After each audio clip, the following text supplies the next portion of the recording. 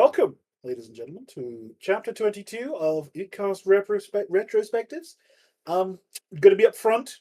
Been a while since I played this chapter, so we're going to be kind of winging it even more than we normally do. It'll be all I am as right. ever joined, I am as ever joined by Techno, my noble companion and fearless ally in this endless pursuit that is decoding the inner truths of Oot and basically just untangling Anon's That's right. madness. And chapter 22 is it's a big one. As a matter of fact, this is the biggest chapter so far as the retrospectives are concerned that we'll be playing through. I think it's So one of. I think it's still one of the biggest. I think the only ones that come close are like Vic's finale, 50-51, yeah. and that's about it. So we'll get through it. Everybody loves this chapter, so Yes, we'll we do got the our last best. line of Missy's little monologue talking about how she can now intercede now that Jamie has been kidnapped by Grandpa. And here we see Kieran and Sarah. Oh look. Oh look, Kieran and Sarah. Kieran on Kieran the and left. Sarah. Yeah. Yeah, Hmm. really makes you think. And CJ is doing the hardcore self-recrimination thing for I do. what he I thinks is really for do like that trivial. though. Is he heard what I was saying? He can hear me, which means You know, he's right he's there. right there. And she figured out what direction as well. Hmm. But he tells her straight away. He doesn't try to hide it, which is respect to CJ. He's up front. And Sarah's also really quick to realize what that would do to Jamie. We don't really get to see this side of Sarah for quite a long time once the polycule gets going. Where because Yeah, kind of Vic she Vic kind kind of of takes over that role. she dumps it down a little bit. Yeah, for a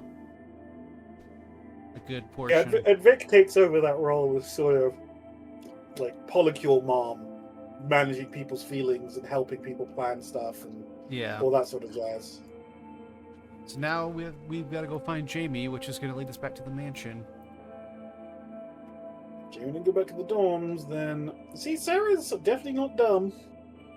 Even if she plays up the bimbo angle, which Hmm. kind of makes it justified when Crow calls her out on it. Yeah, and then Kieran being that weird haunted sex mansion with all the But you do wonder, right? neighbors. You're kind of made to wonder. No one remembers Hayato,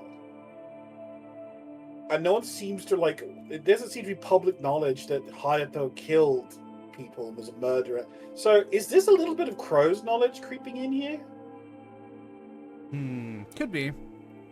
Just a thought. I'm sure that it's mingled in. Although she kind of implies, yeah, she knows. Yeah, So it's just a thought, like just a side, just an errant side thought. And TJ asking an understandable question at the time, and Kieran's like, said I'd help. But this is actually important for Kieran. Like, this is her yeah, taking first steps after like he everything that's happened you know in 15 and onwards. And, actually yeah, showing up to help. to the mansion, CJ running like a real Chad there. Haha, get it? Mm-hmm. I do feel Toy like answers the though door. I do feel like though with moments like these where Sarah talks and stuff like that, with especially towards the beginning of the game where we never. This may change going forward after the most recent chapters, but we don't get any dialogue for inner thoughts from CJ. But like Yeah, I mean, someone. you can almost substitute anything Sarah says like this for inner thoughts of CJ. of Yeah, CJ because of yeah, how kind of she yeah. how she taps into him. I mean, it's worth noting that someone mentioned in public spoilers that, oh, are we going to see a slight shift in perspective to it being Jamie being like the primary vehicle, as where it was CJ before? And Anon's response to that makes me think that's what we're going to see, that CJ's now going to be more the deuteragonist and Jamie's going to be more of the POV character going forward, which makes sense now that CJ's arc is, I'm going to say resolved exactly, but he's made like huge progress. Yeah, we'll see what the next chapter, how it's going to be. Because I agree with. It seemed like, at least from the previews, that it was going to be obviously Jamie focused, but I would be very surprised, especially with the 2 arcs that are coming up, that if it doesn't focus on specifically CJ with the Teresa and Leah, but we'll see. We'll see.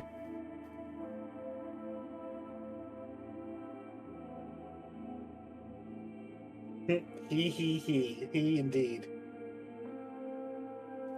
Michael Jackson in the corner. Oh, you funny boy. But yes, here we see Matoi sort of starting to put some things together and being very understandably concerned. Who are you? Sister Sundere. She's a good friend, and like just that casual line from CJ about her being a friend, it's like instant blush. Mm-hmm. Already crushing. Look at her go. Gee, I wonder why. What's drawing her so quickly and intently to CJ? It's not like he saved her very soul in existence as far as she's concerned at this point. And the toys started to panic a little bit here. What's that? Kieran can sense things in the same way that Sarah can? Wow, huh? Gee. Not everything is... I know. God damn it. I'm just gonna it's so... No, because it's so hard to go through these early chapters. Like, see, it was right there all along. And I'm like, we know that Kieran is fucking soul sensitive, whatever you want to call it. I mean, she's been possessed by one for a long time. At least that's what we think. All the information fits for what our current answer is to everything that happens. This is like the entirety of Oot. Someone said this, and I really like elaborated on it, which is the whole quote of like, did you really think that was like these were stars, which will happen in this chapter, right? It will. Yeah, it will. It's like the best quote of all time. But that's the entire game. Is did you really think that Kieran wasn't pro? Did you really think that CJ wasn't a god? Yeah, wasn't right. A godling. Like, did you really think that CJ was a godling? Did you really think that? Yeah, this game truly could have, instead of Out of Touch, it could have been called "Did You Really Think?" And then it just could have been anything.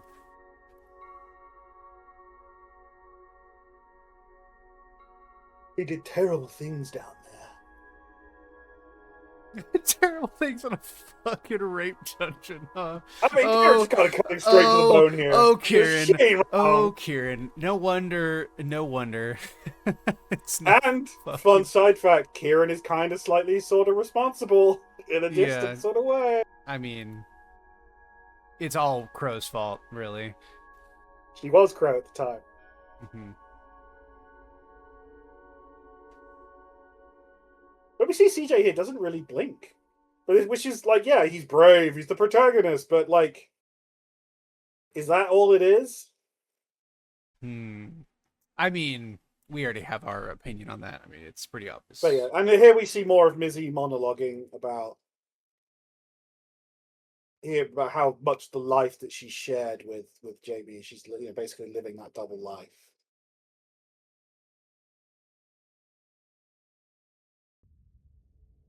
I'm you, and you're me. Humid, huh? And Kimitoy blaming herself after she brings up the information from earlier that led to this, and that's why she ends up sacrificing herself later in this chapter. At least Spoilers, in part, by the way. At least in part. But I also think that you could make a basis that like she was programmed to make sure that happened, because the maids were meant to serve. I mean, in a sense, I agree with you. It specifically, I don't care. I don't care. This place is stuck up with ghosts. It's interesting that CJ's like this about Jamie, though. Even though technically that would be outside what the goddesses. Yes, I have. But it kind of. No. I have brought this up as a point when people are like, "Well, CJ's dumb because he's being manipulated by the goddesses." I'm like, okay, I agree with you. Okay, I just find it really strange that the biggest him being stupid moment is him with Jamie, because he's like, it's comical. Yeah, no, I think the issue there that is the misunderstanding as to what the goddess's control of CJ looks like. Yeah, It's not pulling strings in the sense of like every moment of every day he is being controlled by them in some direct fashion. It's that they instilled into him a specific set of traits and a specific way of seeing things and experiencing things that hold to the idealed version they have of who Elenath was in their minds. It's why Child Elenath in 58 is like, I'm not as perfect as they seem to remember me being. They made you to be who they thought I was rather than who I was, which means that you had to live up to this impossible standard. And the fact that you've managed to get this far with the circumstances you're in shows that you are, at least to some degree, as amazing as they think you are, even if it's not really who I was. So CJ's bravery, his commitment, his decisiveness, his loyalty to others, all of these traits are things that I do believe the goddesses instilled into him as part of the process of I also do think that it's not just there are definitely limits on his cognition in a sense because it's not of that. him being manipulated all the time, because like if you make someone do all the real they make him do the things that make him perfect and stuff like that, and that's all he does all the time. Well, what is he gonna do the rest of the time? Not do that? It's not how it works. Also, it's just how they think. Does right? it It's bug just how me you that think. he feels this way about Jamie because he's still bonded to her? Well, I know now, but like originally it was just CJ, Jamie, and Vic on that street, and they grew up together. Like, it makes sense that this would be the reaction that we have. Like, it fits. Yeah, well, this is kind of leading into what I'm saying. This is kind of leading what I was going to say is that if someone is just a good person, like if you instill the traits of a good person into someone, then they're going to have those traits of loyalty, commitment, kindness, compassion. You can't just have them be limited to the people that you want them to be aimed at. If you're going to make someone a good person, they're going to be a good person to everyone. And that's what CJ is. It's the problem I think that CJ has with it, really, when you get cut down to the bone later on, is that it's that he never had he could not tell whether there was a difference between whether he was that way as who, is this how I am naturally, or was I incapable of being anything other than what I was? Like, it's the lack of the idea as to whether he had that freedom or not. So, but yes, digression aside. It's that's the first scream of a half soul that we get, for this gang at least. And bearing in mind that they're just hearing that would fuck up a normal human, which proves that none of the people currently present are normal humans. Because we know that hearing the cries of a half soul cripples and incapacitates and then turns you into them. Where are yours, Kieran? Oh, look! And there's a girl! And this is one of the few times relatively few, we get where she is in full bitch mode. Like, this is Crow as she was, for in the beginning times. We're practically halfway through to the other side as it is. And Misaki, or Green Text Kieran, as she's still called here. Dude, where did Green Kieran go? I miss her. And Sarah seeing Crow. How the hell are you back?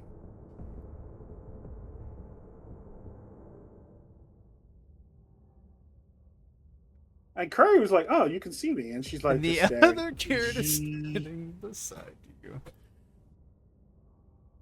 Now you can share your schizophrenic ramblings with others. God, she's such a bitch. At this point, at least. Still a bitch later, but really, really bitchy here. And Kira just being the absolute... Misaki being just the pure cinnamon bun that she is. God, I love her so much.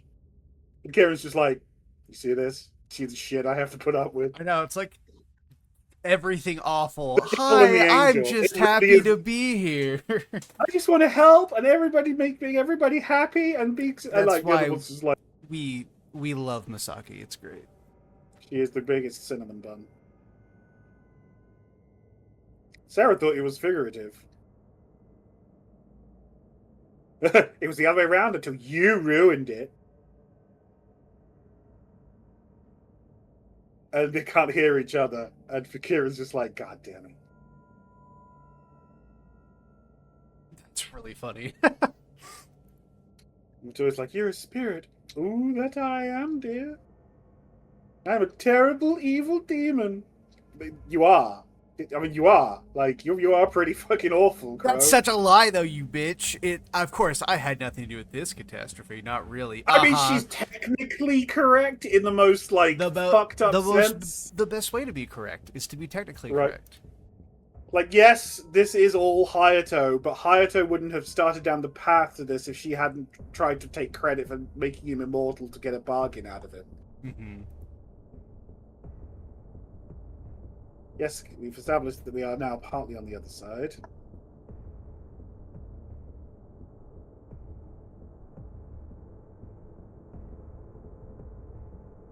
A demon truly did a cause of this.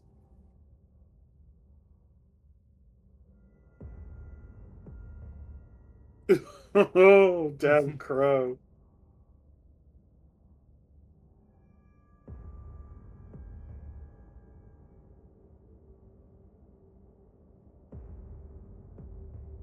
To be fucked in some regard for experiencing the worst pain imaginable to a mortal soul. I mean, she's saying it in the most awful way, but that really does at least illustrate Guys, just... But it's okay, because Hayato was completely right. Because Hayato was the real hero all along, guys. Reset the clock. No, I know, reset the clock, since we've talked about Captain Dark Matter. It's fine. It's so stupid. Don't you feel the power of friendship overcoming you? Maybe you can help Jamie hide the bodies. Dude, the time code. Yeah, this text is great. The fuck? Can't punch your way out of... Look, the Crow does get some of her best lines here. Like, I will not, like, debate that fact. She is... she is such a stone-cold bitch. We don't have the opportunity to get this Crow anymore, so it is really funny. Yeah. I mean, I think she hit this section here, and then the other peak she has with it is when she, in 37, when she's, like, you know, just completely reveling in the fact that she's back, and then she can just shit-talk everyone again. I like to think that Crow wasn't like that beforehand, and she got that from Kieran. I mean, technically she did, because this Crow is Kieran. I know, but in like, a sense. But before coming to this world, oh, she was like this before. Yeah. No, she was almost certainly like this before, to an extent, greater or lesser extent. Like, you have to realize how little, in comparative terms, Kieran is to Crow, despite being true Crow, because so much of what Crow was by the point that she created Red Crow was just that pain and sorrow and agony. But yes, here we get the information that Matoy's mother was among the victims of what happened. Talking about Matoy's mom a little bit. Which kind of leads into a subplot we see through this chapter and stuff where, you know, reclaiming a piece of what was taken from Matoy and his sisters. I mean, I feel like that's, again, being, like, super not truthful here. Because technically... I mean, yeah, she didn't make him do anything. Technically, like, she didn't, because everything that Hayato did was his choice after the point of where she was like, yeah, here's your immortality, go forth and, you know, do it. Now I'll get what I want later.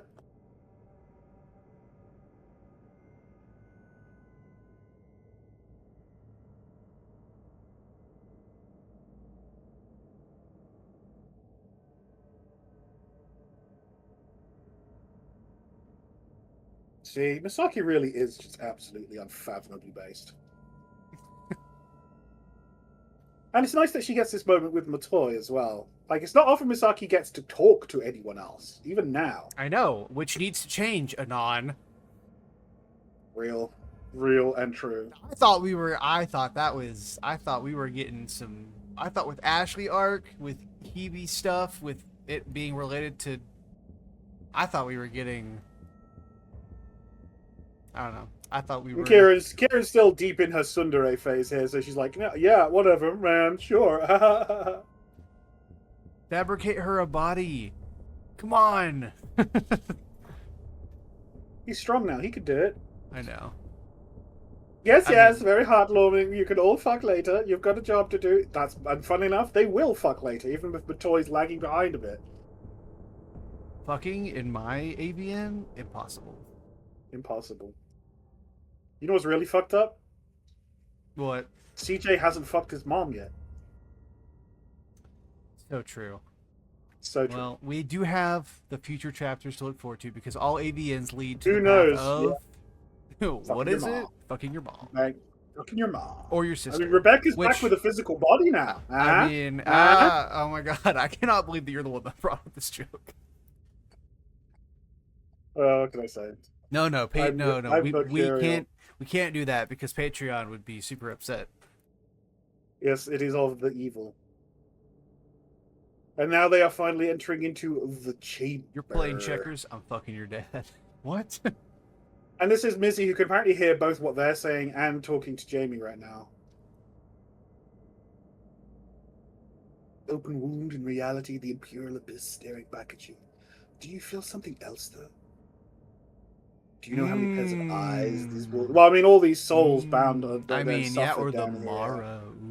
I mean, in a sense, it could... Knowing Anon, it probably applies to multiple elements. Like, who wants to bet that the other half, like, half-souls are a form of the Mara in some way, shape, or form, or at least are related to them in some way? Mm-hmm. Well, I mean, it's all suffering, I mean, the amount of suffering that this place has caused, it's like a Mara factory, I'm fucking sure. Yeah, I mean, and we don't forget that we see Motley command them in 44 at the beginning. That she summons a bunch to attack CJ and Crow, so they will try to claim you and cause a fate far worse than death. So yeah, I mean, this could be a really clear early sign that Hayato, even if he himself doesn't know it, is connected to the Mara, if not in terms of like obey the Mara type shit, but simply in terms of tapping into them as a source of power, not knowing who and what they are. I would like to think that. I mean, I don't know. We don't know what. Which would go towards making sense of how Tsukiko ended up as the queen of the Mara, because if he, like, we know he took parts from the goddesses, but he must have used other power as well to like hold those pieces together. And if he made it doing stuff like this, where he fed stuff into the portal and used the power from that and all that sort of stuff, the power of suffering, which is what the Mara are, even if there's not necessarily a one-to-one connection here, it's still similar enough that it's like he's drawing power from the same emotions and feelings, which is what the other side is. It's all that energy and power and magic is, emotions and feelings. But yes, this is Crow at her craziest. And it's worth noting though that Crow's eyes are just super crazy like, and beady, which is black. The classic. Yeah, I mean, yeah, this is the non-signature of like, if they're crazy, the crazier they are, the beadier their eyes are. But the interesting thing is that even after she changes, Crow still would do that. Like, she still would kill anyone to save him. Of course. I mean, and the fucked up part is Sarah really tried to hammer well. that home a bunch, and they really tried to do that through Sarah, which is like, you think that Sarah and Crow are so different, but Sarah would do the exact same thing that Crow would do. If it got that bad, she would.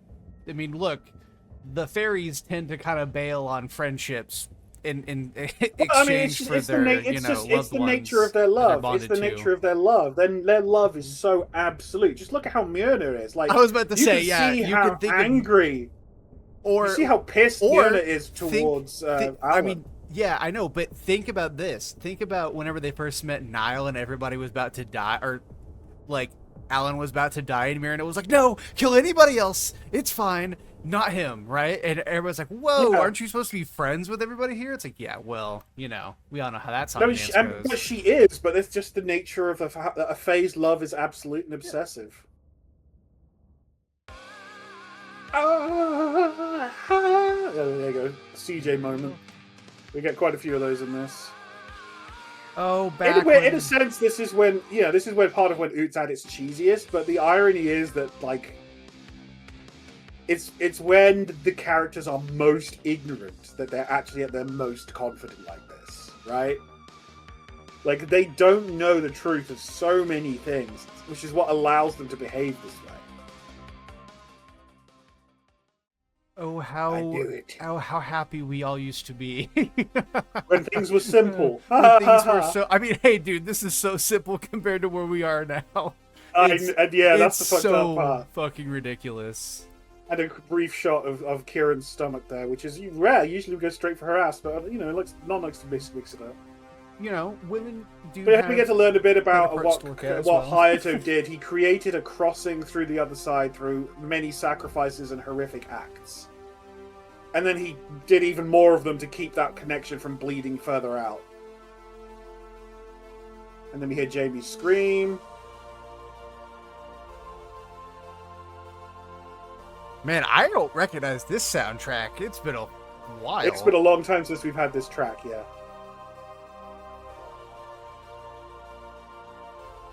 Kieran getting ready to punch the shit out of Jamie, apparently. What the fuck? CJ reaching out.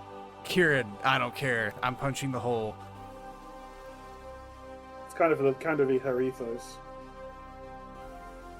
A giant eyeball. With a purple outline. G. And a black hole in the middle. I mean, yeah. Really makes you... and what's that? A glowing, a pinkish bright light? Yep. Light pink. Oh, and what's this crawling out? A damned, doomed, tortured soul. Crow being like, oh, look, Jamie just died and turned into a hassle. Oh, you failed. You failed, rip. Yeah, right. Right. And CJ at first does think that it is, but Kieran's like, no. Again, Kieran's showing her preternatural senses here. And she would be intimately familiar with these sorts of entities, given her background. Mm-hmm.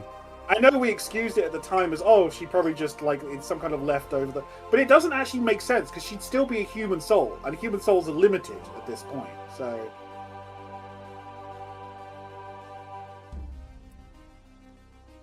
And Hessel scream.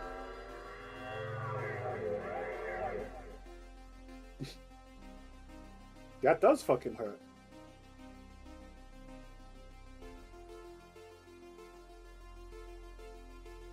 Kira? It's a she. If she wants to live... Yeah, it's probably one of the maids or some shit that was... I know, the hair made it seem that looked like it was one of them. Yeah. And here we see Kieran's... one of her first transformation here.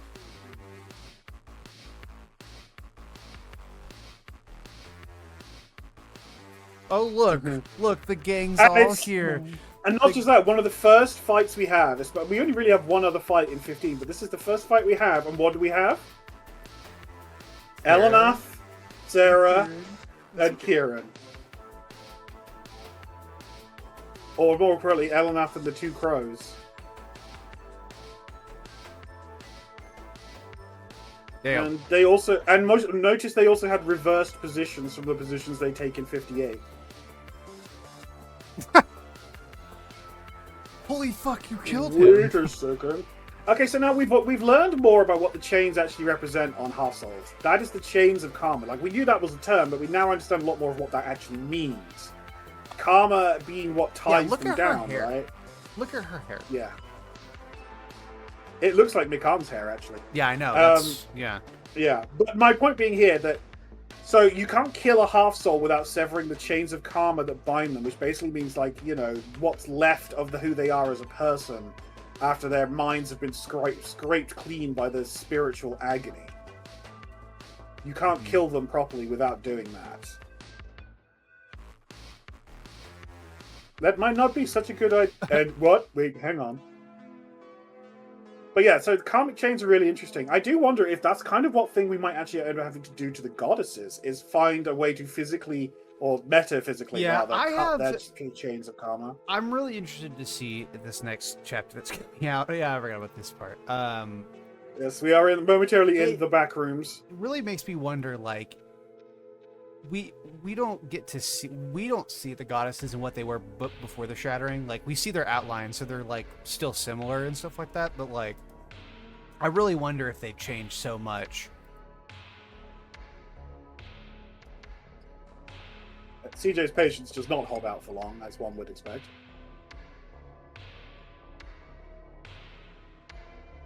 And what's this? A ball. Not just any ball.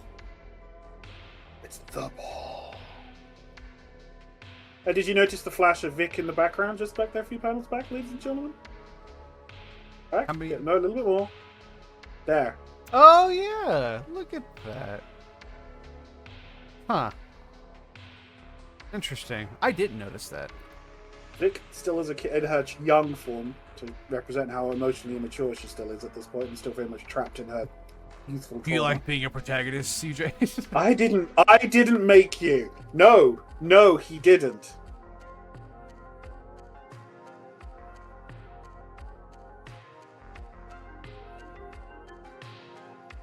I didn't make you. Cuts to Sarah to Vic / Keone. Huh. Gee. Why are you so afraid, CJ? Why are you so afraid, CJ? Especially with the face that Vic currently has. Right there. Yeah, that's a real comforting face of someone who loves you, comforts you. Gee, I wonder if this is going to have relevance later.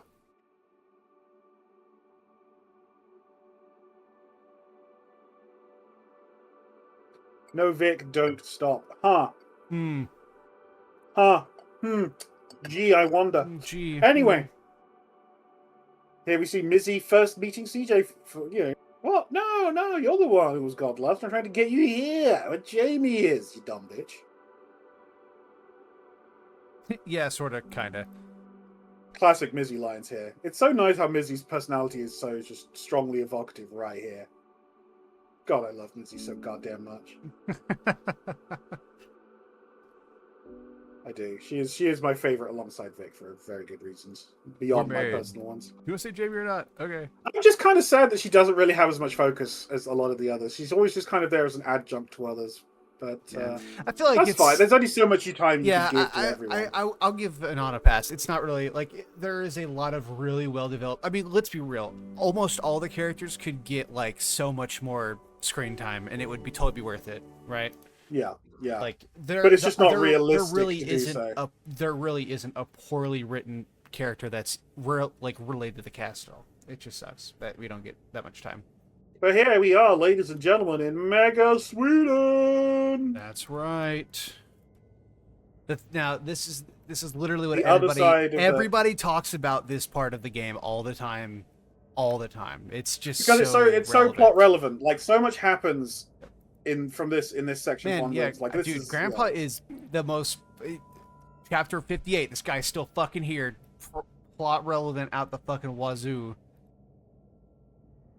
Still hoarding secrets, no doubt. But yeah, no, this is also where we get confirmation of parallel worlds, and other, that you can traverse to them through the other side.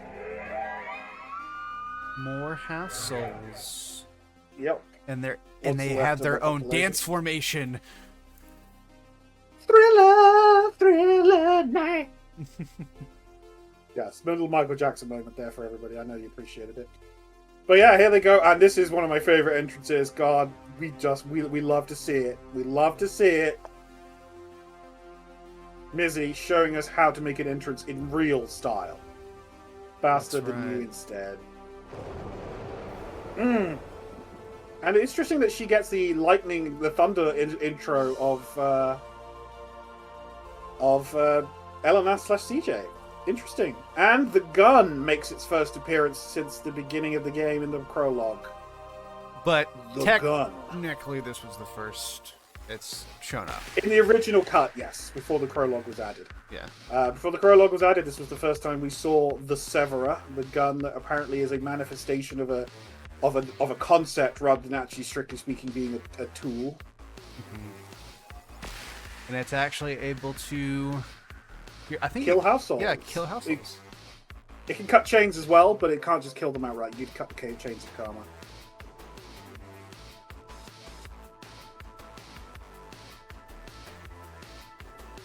And we get this intro. And you have to realize at this time we were like, "Who the fuck is this?" Jamie? What the heck? Like when I first played this chapter, my initial thought was like, "Is there a Jamie in every world, and this is the Jamie of this world?" That would have been really funny. No, like that would have actually been super funny. In a sense, I wasn't wrong because Mizzy does live here for like 2 years beforehand. No, because that would have totally been like so. Every CJ shard has like a Jamie where it's like it's his best friend, right? Yeah. And it's like not every single time your best friend is someone that it's just a version of Jamie. Oh my god, that'd be really funny. Yeah. Maybe that'll be true going forward. Every time he's reborn, you'll get a Jamie reborn alongside him. Yeah. Fuck, that could actually happen. I mean, definitely possible. Because we know Elena's still got the cycle of reincarnation going on. Yeah, we don't even. Yeah, I was gonna. We didn't really talk about that. Do we think CJ is probably still dying? Right.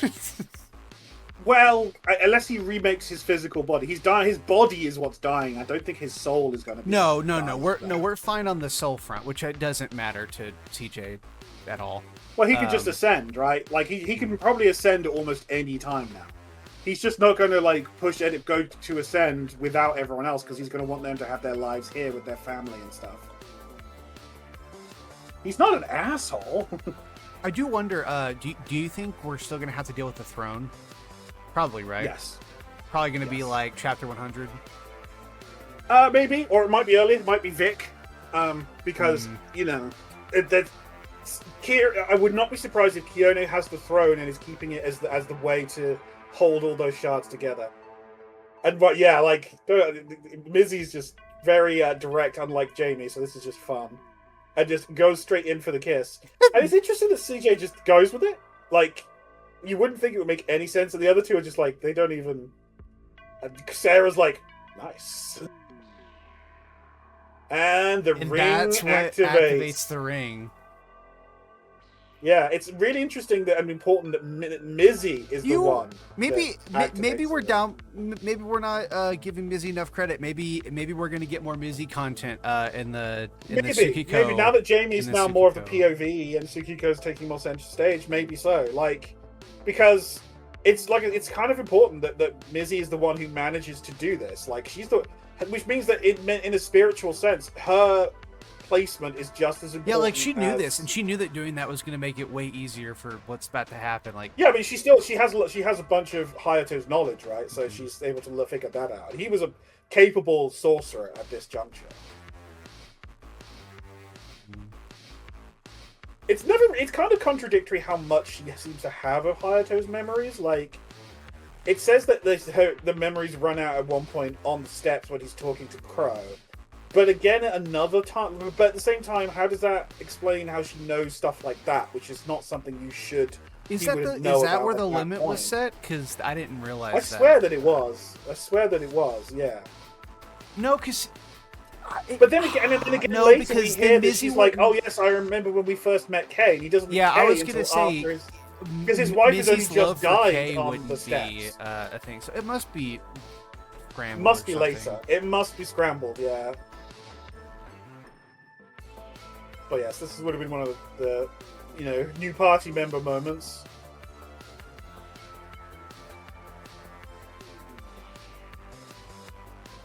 And this is where we learn that we have to cut the karmic change, which is actually combat. Right, so interesting that looks just like a fucking fairy. They all have different colors, and that's the color of souls. That's the color of the soul. I mean, and fairies just really are just powerful souls, right? So. With compassion, one can break the chains, letting the soul ascend to be reborn. And that's like the cornerstone of who Elenath is encapsulated right there. Like, he defeats evil and then frees evil to be reincarnated so it may be purified. Only if it were that fucking simple. It is that simple, but it's also implied like, oh, that wasn't happening before, by the way, and now it is again. But yes, it's really interesting as well that Kieran doesn't have that capacity to see the chains. It makes me think it's going to be an important step forward for her when she can see the chains of karma. Well, aren't we past that? I thought she can now. No, not that I'm aware of. I guess we haven't really dealt with half souls in a while, to be fair. So maybe it genuinely may not matter whenever everybody's. We briefly see them in 50-51, but we don't really see them after that at all. Half souls may not matter, although I do find it interesting since we're talking about half souls. No, we see them in 58, and we're talking, actually, when Hayato has them. Yes, I know, because Hayato can. Yeah, because Hayato, with his connection to the other side, makes it seem like he can control them. It's fine. But they show up in the prologue. and they actively try to like fight and stop Elanath and Crow, and it's within the same plane that it's like, inside himself. Is like side of himself. So and he says that that's the inside of.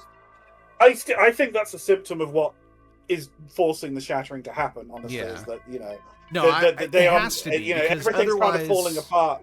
Yeah. So, and also if the constellation was what was like keeping a lot of this stuff in check, if they see the constellation faltering, it makes sense for the enemies to kind of attack them at that time when they're weakened. So. Yeah, because I mean, some things haven't changed with all the new information of like we still think the shattering happened because there wasn't the Tsukiko element, there wasn't the moderator, right? And either it was tying Elanath down from prevent. So either it was, I don't know, the way it was described made me think like, okay, so all the goddesses freak out whenever a CJ Shard dies, but like Elanath is fine with it because like would have been fine with it because that's his whole thing, right? But they don't. Yeah, do that. Like it's not clear to us 100%. So, the way I see it is, I still stand by my original theory that Elanath shattered himself with his own sword, with Crow wielding it on his behalf to do it. Yes, I mean, as a way to prevent the four goddesses from being integrated into him. Yes, no, I agree. The part that he's talking about, the part that he's talking about when he says, "Oh, I underestimated their attachments to me," is that he thought that even if he was shattered, the other goddesses would do as Hebe eventually does and follow in his footsteps of taking the path of endless reincarnation and on the steps to enlightenment and transcendence. Yeah. But they didn't do that because he didn't realize how much they needed him and how dependent they had become upon him. So, and that in turn was because he didn't understand his own value karmically. He didn't understand that, like, he as a person was so important to others. I do, which is what he means when he says, "I was out of touch with everyone, to no one except like the last person, myself." I don't know why, like, because they never, like, none of the goddesses mention him ever reincarnating, right? As like a past tense thing that he was constantly doing. It may have been a single lifetime, but then he may have been a life that he That's what I think. I truly, I'm wondering if like it was something that, not that he like it stopped working, but like he stopped reincarnating after he like bonded. Well, he says that he formed the constellation in the first place as part of an attempt to bring a greater peace to the like the universe, to all things, to enable, which with the implication that he did that to enable it for more people to ascend. Like it would put him in a place to like, if the universe is a better, more peaceful place and there's more order. Yeah, I mean, he would be able to. Presumably the four were originally human, and I mean, yes, we've learned that much. So my guess is that he collected, like he met them, and then they joined him in this endeavor because it was, you are all exceptional paragons of magic and power of humanity, and together we can help like make everything better. Like it's very much that kind of story. And then they succeed, and like of course, and he stays with them as himself, as they know him and as they met him all that time. Probably doesn't reincarnate again because he's like trying to guide them into understanding how it works. Which is something that he said he was never able to, get because he didn't fully understand. Like he said it himself, that was why he couldn't make them understand, was because he didn't understand really himself. It was his mistake in his view. But yes, the gang take down half souls, which is really, this is like a combat tutorial, because when the combat actually comes in, all enemies will have 2 health bars, and one for their chain of fate and one for their like bodies. So which one you attack, like you can different attacks will affect the different health bars and stuff like that. Apparently. And yes, this seems to be like a larger half soul that you create by melding many smaller ones together into a larger whole. And we see the apex of that with the creature in Chapter 44 that the Mara apparently create. But it's a testament to how powerful they actually are, even now, that they're able to take down this entity where Mizzy alone couldn't do it and the other OG shards couldn't either.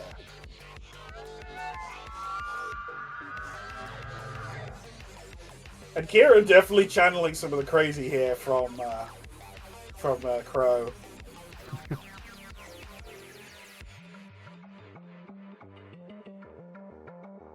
And she can't see it. And this is what we see here. Kieran, the fuck are you talking about? I can't see them. Yeah, I remember. I remember the first time I played this chapter. I legitimately was like, after I finished, I was like, man, I'm gonna have to replay this chapter because that was a lot of fucking information. I mean, it's a very long chapter with a lot happens in. We're like barely even a tenth of the way in right now. Kieran and Hayato, well, Mizzy, but Hayato for the moment, looking back and forth. And there's the first hint we have of the connection with Kay, where, because that's why Mizzy's staring at Kieran like that. It's like, you remind me of someone I used to know. Someone that I used to know. And then here we meet the OG shards for the first time. Oh, man. Look, a bunch of walking corpses. And we see Bridget, the little lovely fairy Bridget, who is now Corn Berserker Bridget. She's now blue-eyed. Well, red-eyed a lot of the time. Oh, yeah, that's fair. And here's poor Myrna, who is... If you really look past it, she looks kind of gloomy even here. Like, she's sort of... And then I just love this, the great little interaction here, Bridget and her. You are so pretty!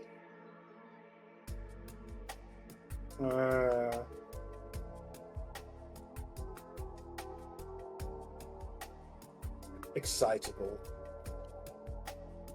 You need this butt? Well, you might get this butt.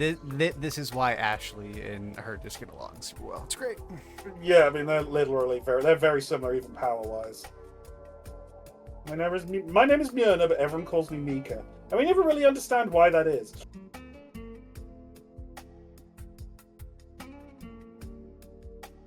The canonically not Warhammer Forest of Arden, by the way, just so we're all clear. No. That's the world that she comes from, clearly. Just yes, the not Warhammer world. Way in the past. Allegedly.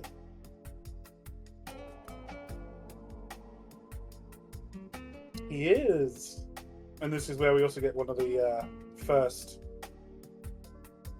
mentions of Elin Nin. And man, does that get explained a few times. Oh, right, yeah. Because there is apparently a difference between just Bondsman and Elin Nin, which is like... Yeah, because that's not what they are. No, much as they might wish to be, they're not there yet. I do kind of wonder if Baihi might be there with Sima, but that's just maybe a maybe to me. I'm not saying it's impossible. However, I feel like I'm not making a joke. With the amount of times they actually mention that as a concept, they would have mentioned it. I feel like. Yeah, true enough. And especially given the compressed time frame. Like, it could have, like, I'm not even joking, to save Sarah the amount of I time was cloven from you so long ago after we cut from Sarah. A lifetime, really. For one of us, anyway. 2 for me. Jesus, god damn it. Add 1 to the son of a bitch. 2 yeah. Come on. After seeing Sarah and Karen together, and then Crow's, yeah. That's worthy. And here we have Jamie in her other side form, where she isn't Sakika. This is just Jamie's other side form. Oh, She's look not at Sakika yet. all those stars, baby. Yes, lots of stars there. Gosh, his inner world is a starry sky. How this quaint. chapter, I'm not even joking. This chapter was such a fucking trip the first time. Seriously, it's the first time. I mean, 15 is like your toe in the water with the spiritual. This chapter goes like all in. Like this is yeah. This chapter, like, it didn't turn me off from Oot, but like I think I played this chapter and took like a couple months break. I was like, all right. You say that, and I'm not surprised. Quite a few people take a break after this chapter. They stop for whatever reason. It seems to be a kind of a emotional checkpoint, and that's Mizue, the OG Mizue, impaled on that strange item, which we never really get an explanation of that either, like that staff, because it certainly seems important. Yeah, I mean, we can kind of attribute it to it being like an item of power. Like, we see that, like, if we want to compare, because it's obviously something that's easy to do, like this and like the sword, right? Yeah, It's like but this kind of makes me wonder, is that her equivalent of the sword because she is a copy of CJ? Like, going into my theory about Jamie being an iteration or copy or clone of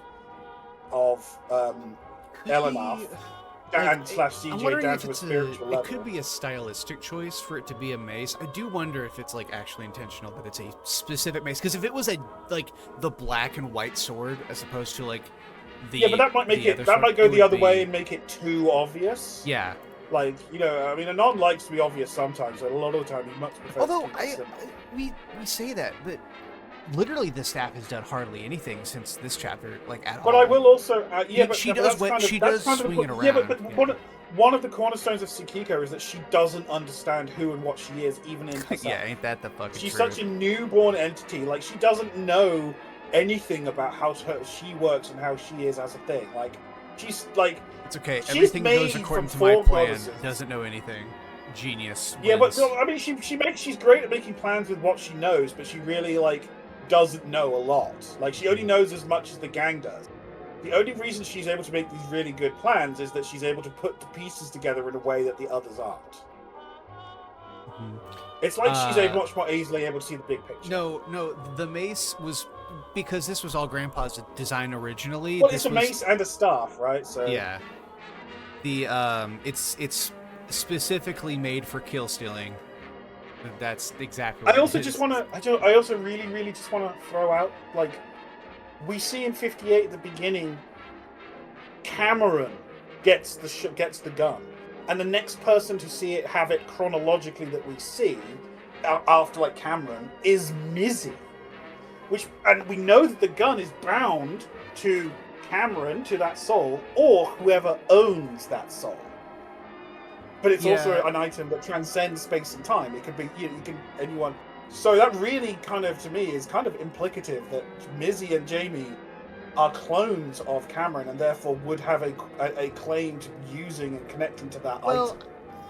If they're spiritual clones. I mean, I feel like it doesn't. I don't know. To me, like, that's definitely a possibility. I just don't think it matters. How else? Because it matters. Well, because the language that guy used, that the guy that made the weapon, whatever his name is, used. Is like, he specifically was like, whoever's soul or whoever holds this person's soul will be able to use it. And I'm like, well, yeah, isn't that like the whole point of like what? But then why does Mizzy have the shotgun or this item? Why does she have it? Because as far as why did she have it? Well, I mean, his time in Oot doesn't work the same way, and she's part of Tsukiko, even if she isn't right now. Yeah, no, but why does Tsukiko have it? Well, because she's like the other half of, like, she fits the piece. Why would the gun go to her over CJ? Why doesn't CJ have it? At the beginning, I don't know. I would maybe exactly. because we don't CJ's have not an in control of explanation his as to own why. actions.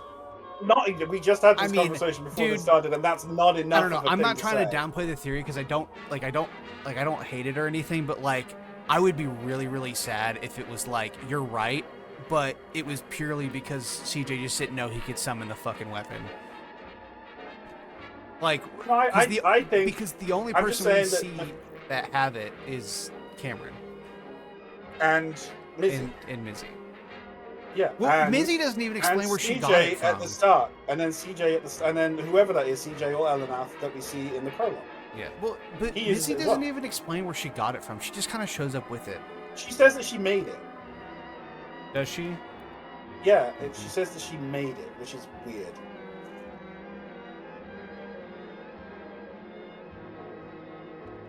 There is a lot of odd stuff here. I don't know. Sorry, we got massively sidetracked. No, I know, but this is actually, real quick, that's actually an interesting point. If you said she made it, I feel like that's too specific for it's like, that's really weird. Like, then she must have had that memory of the shotgun from somewhere or something. Because that's way too specific. Either Mizzy creating that shotgun was the first event of that shotgun ever existing, and then, boom. Which we know that it wasn't, because we know that the Smith made it, and the Smith is an axiomatic entity. It always exists. But yes, this is where Grandfather lays out that he wants to use, say, Jamie as a vessel to create an entity strong enough to basically undo the goddesses and save the world. And how originally it was he was going to do that, but things, just because of that gender change, that changed everything. And it's where we first really understand that, That's such a load of bullshit. 9 people? Only 9? Only 9? Jamie. Because they were the only ones they managed to find evidence of. Yeah, that's the part. There's 9 households. Wait, hold on. He goes, she goes, you murdered 9 people, and you expect me to believe that it was all for the greater good. Somehow that justifies what you did to these poor servants, right? And he's like, the part that he disputes is 9? Here it is. Huh? Did you think those were stars? Yep. There it is. Black up. I know what the thumbnail's gonna be. Oh, shut up. But yeah, it's no, Hayato 9 would never be enough. And he just casually talks about wiping out an entire city of hundreds of thousands just to feed this creation. Which is, by the way, for his Grandpa does have some crazy feats in this game, in the story. Yeah, we can't underestimate his capability.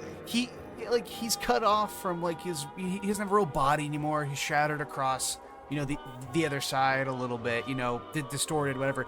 This dude's hopping into other dimensions, taking out cities. He's able to manipulate the goddess's power through his previous connection to Tsukiko and all this things that he does were we didn't think that was fucking possible. Yeah, and then I'll gladly murder one world and condemn it to torment if it means saving our own. Yeah, Hayato's the good guy. Yeah.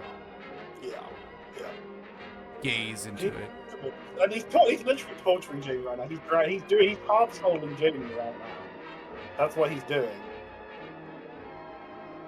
It's like somewhere between a staff and this is Mama, maid. Yeah, that's the maid's mother, Mizue.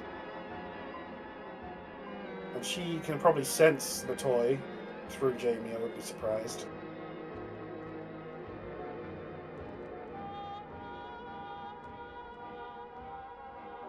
Yeah, forcing Jamie to stare into the other side and basically excoriate her soul. He's looking at the abyss, and the abyss is looking back. It's so over. Man, I wonder what the abyss would be in this analogy. What's that? Creatures that live in the abyss? I know. I mean, look, the whole Hayato. This whole thing being black and white couldn't be a fucking coincidence, right? It couldn't be, with everything else that the Mara being black and white. Anyway, this is a flashback. This is Jamie probably experiencing more of Grandfather's memories. And here we see Grandfather killing himself. He poisoned himself to die so that he could have his plan be enacted. And Kay manages to find him just beforehand.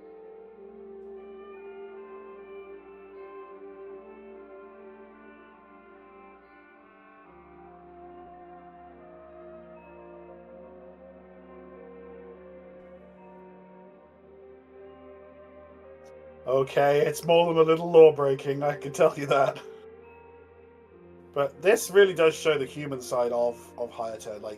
I do believe that on the many levels he does that he is doing this for her. The closest thing you can say to a positive aspect that is genuine in Hayato is that he is doing this to save Kay. Let's talk about it, because we've been saying it a bunch. We said it a ton. We'll continue to say it as long as Hayato's still a character, right? Hayato is extremely well written, and he's not the most evil character of all time. That's the evil character of all time. He's got nuance. It's great. The last chapter of Oot really shows that he loves Kay. He really does. And most of the things, even if they were fucked up and bad, he was doing them for the reason that he truly thought was for the betterment of, the ones he loved, right? And definitely not he definitely lost. Good. I do think that he lost a lot of his worst stuff. Yeah, was a result of a gradual escalation and desperation. I believe he genuinely started with good intentions, and that he just his personality issues. What's that his saying? Narcissism. The road to hell is paved. Wait a fucking minute. Wait a minute. Wait a minute. Yeah, I But mean, it's a really good execution of that idea. And I think it's kind of underlined as well quite heavily that if Kay had been present to work on this alongside him, things would have been very different. sure. Because it's very clear now that looking back 'cause, from '58, I mean, that she was his balance. She brought out the best in him and minimized the worst in him. and he, And noted yeah, here I that mean, she's got one that's, blue eye and one grey eye, whereas Ash had one green and one grey in the seance, just saying there's a little bit of an echo there. And yeah, I mean, here at the end when he's at his work, like his lowest, he kind of understands. He shows that he knows he was doing awful shit. Because this presumably is after the storm and all the other stuff that's happened. So on some level, Hayato knows that he's not in the right here. This is so crazy because he's like, what if I'm wrong? What if all I did was make the monsters in our world immortal? And I'm like, yeah, that was kind of your fucking purpose. That's why Uxo gave you the fucking key to immortality. Yeah. And why arguably Orxo made sure that he became aware of it to propagate it using Crow, even if she didn't know that's what she was doing, because of how her karmic control works. And here we get the grandfather, like Hayato, getting the emotional spirit bomb of,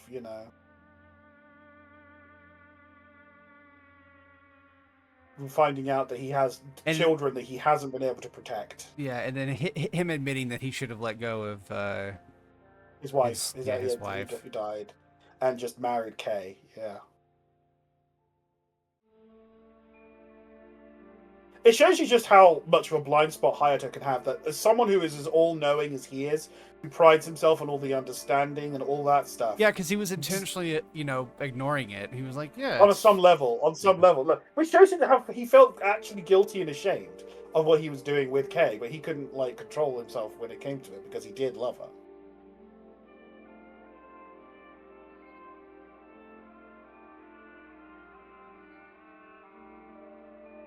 Yukino and Yumiko, which we're now thinking that they're twins, which is, makes sense, being Hebe shards, or part of the Hebe line at least. Little and then look who's come to collect you. Look who's here! Look who's come to fucking collect. And Crow's just like, didn't I tell you your son wouldn't be necessary? And I didn't have to do a thing. Crow, you're such a bitch.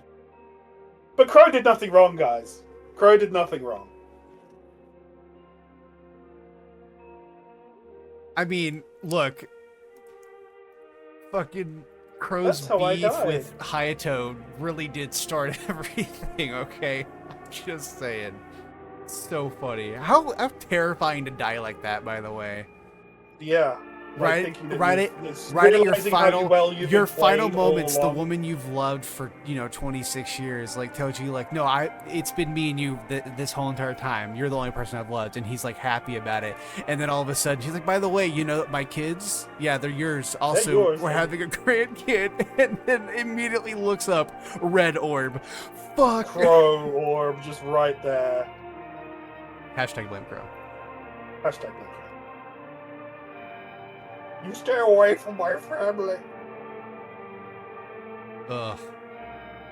He kind of deserves it though. I'm so glad Grandpa isn't just an evil character though. I'm so glad he's so much more interesting. It adds much needed nuance. Not from this side of the grave. Oh, that's simple. I killed myself. It shows you that he is a man of will, though. He killed himself to do this. Yeah. You can't question his resolve, even if it is built on his narcissism. But that's kind of the point, right? The collision of a genuinely positive goal with someone with his personality traits and issues. But yes, here we get one of the first, real breakdowns of the four goddesses. At least as Hayato currently understands them. those are our enemies. Like, he doesn't try to make them understand. Like, he's just literally like, no, those are the enemy. The enemy. Which is one of his biggest weaknesses. He doesn't understand that they are thinking creatures, even if not strictly in the same human sense.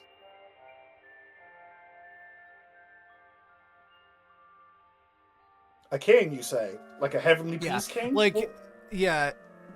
Again, this is the beginning chapters where we get to see what Grandpa's worked out. Like, because technically what he's saying isn't wrong. He's just missing. It's just his conclusions and presumptions getting in the way. Like, I've said it many, many times in the Oot Cast and elsewhere.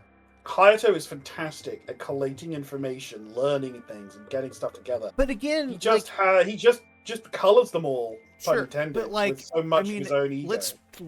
I do want to give him a little bit of credit because everything he says here, it's like every world they try to, create this god or a king or whatever that they want, that their power manifests, always does end up being a disaster.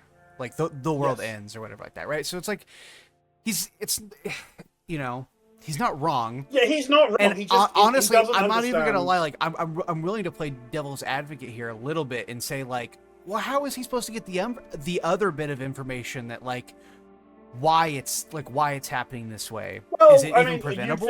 That's the thing, is that I think his ego is what prevents him from looking to trying to understand their motivations. He looks at what they've done rather than understanding their motivations and understanding why something happens, especially when it comes to this matters of the soul and the spirit. No, I mean, especially with the way he goes about doing it. Like, I can't remember who calls him out for this. I know we've done it before, but like someone in the game, I can't remember, like calls him out for like, you figured all this out and your first instinct was to make yourself a god, right? I think CJ says. Yeah, no, I think that's actually Jamie who says that, or possibly Mizzy in this chapter. Yeah, it's Mizzy or Jamie in this chapter say it. Or Tsukiko actually might be the one to say it. Like, that's like, well, it wasn't his first instinct, but that was his ultimate plan, right? Like, he tried other stuff first, but his final, like, contingency plan was to make himself a god. Which is like, wow. Okay, fam. But yeah, we learned a lot of action. This is actually some of the most, like, important early information we because learned. This explains the Tsukiko creation. Stealing the power of all and more four. to the point, it explains the four goddesses. It explains that they're all chasing something. It provides a lot of context to stuff we've already got fragments of up to this point in the story.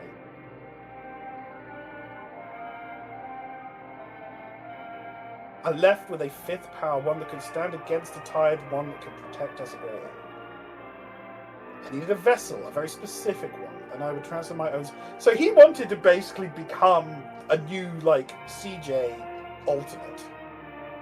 Like, inverted CJ. Is how he probably would have ended up. That's why, I mean, there's a lot of it's kind of hard to go, like, look at the stuff that's recently come out and then go, well, this was all Hayato's plan. It's like there was a lot of, like, things being planned, like, by everybody else. Hayato never. I think Hayato thing is that Hayato pretends that he knows how things are going to turn out on a level that he can't really justify. He's just making an assumption that he needs to believe is true. Not completely. Like, there's some degree of knowledge there, obviously, but he's a lot more certain than he really should be. This isn't how things are once supposed to go. I never wanted this for you.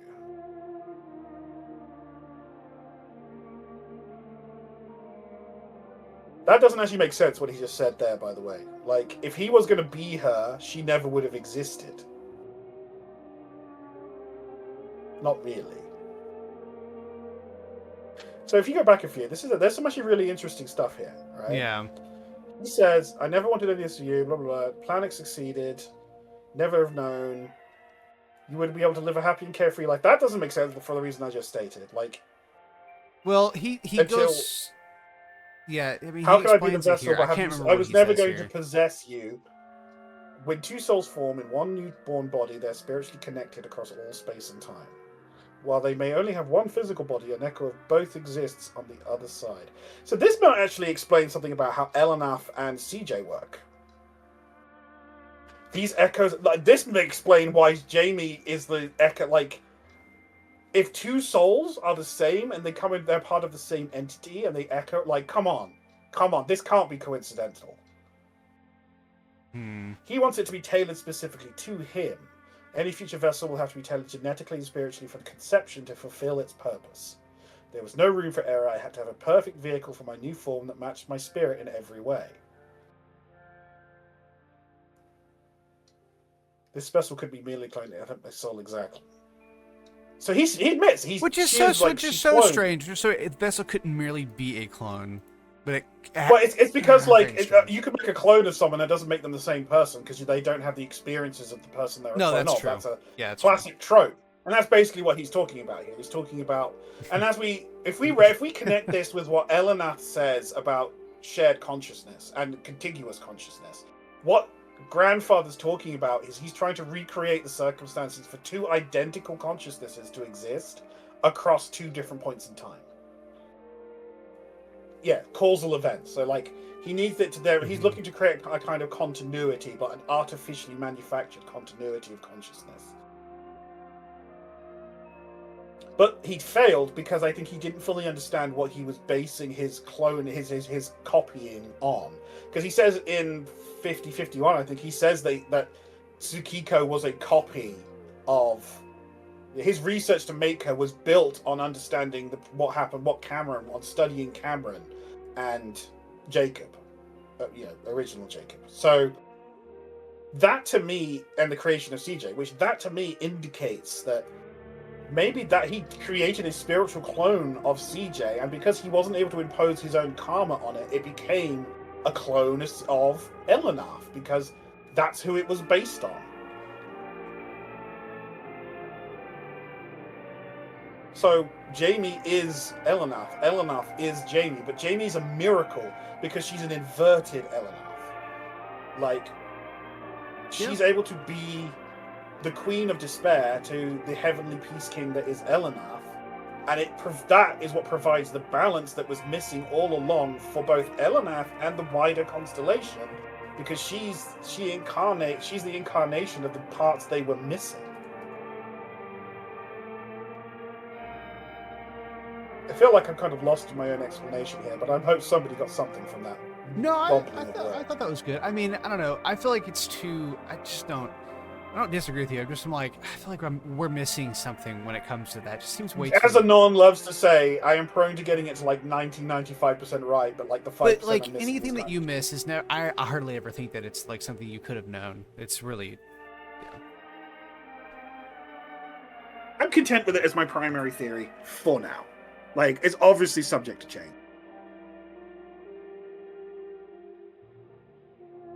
He died a few weeks after the time where she changed.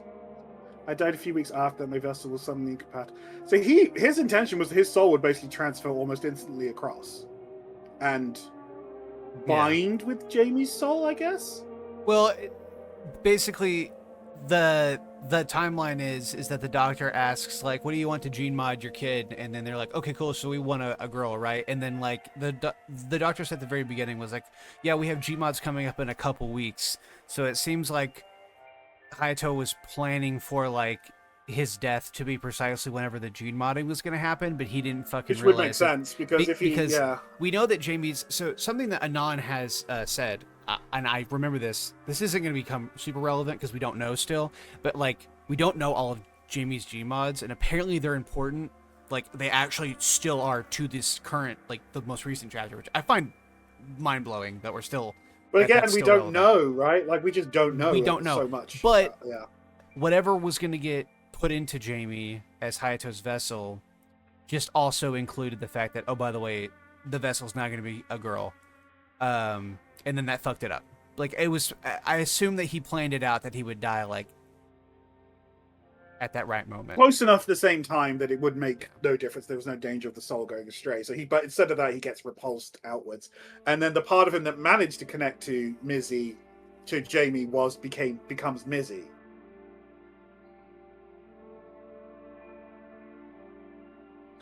Yeah.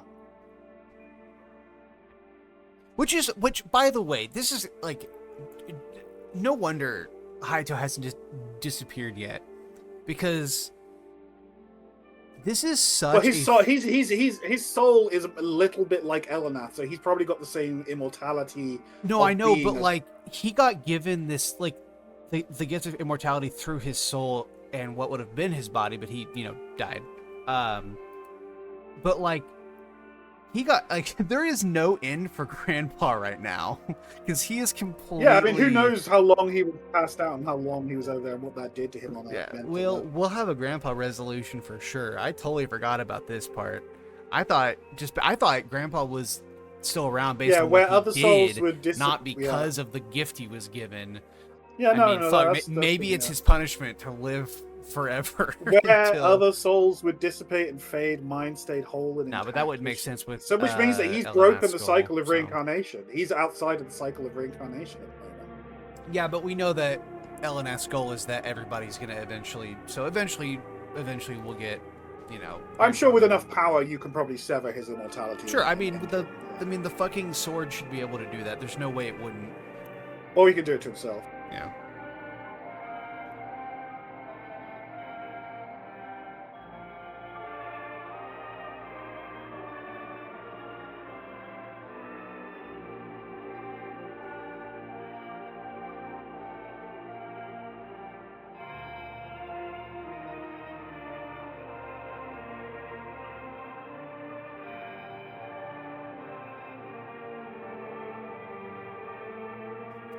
Yeah, so there we go. That's why all of Grandpa's bad deeds are actually really on Jamie now. There we go. He tried to, and they bounced off.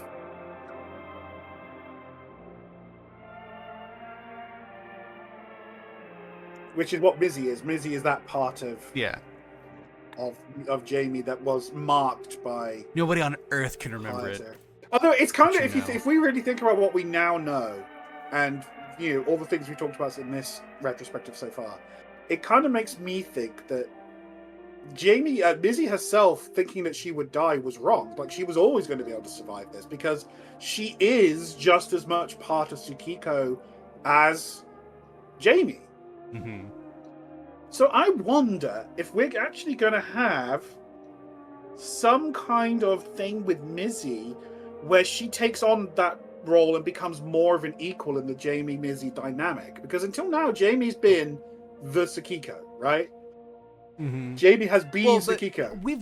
I mean, it's definitely possible. We've known that Mizzy was doing that on purpose, though.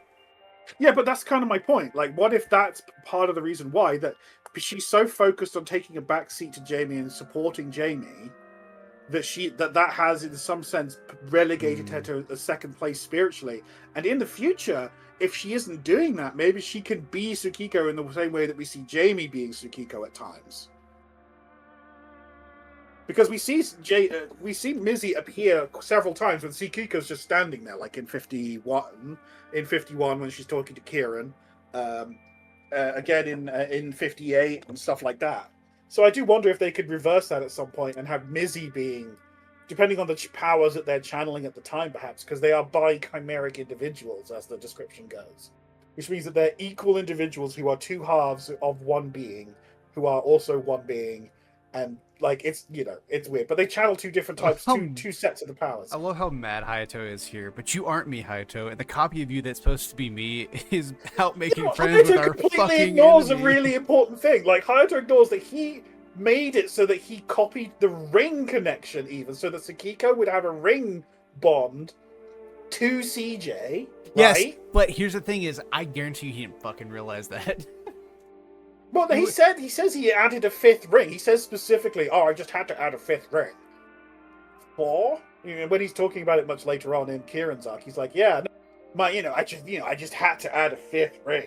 So he did. That implies that he did know. I feel like he didn't know fully what it was. meant. Or was his arrogance so immense he thought he wouldn't allow any feelings born of it to change his no, because purpose. This is really funny because what this would have meant is had Hayato's plan worked, he would have gotten the vest and that, but he still would have been bonded to whatever the CJ shard would have been on this earth, whether that had been actually CJ or that would have been Cameron or whoever. But that's so fucking funny.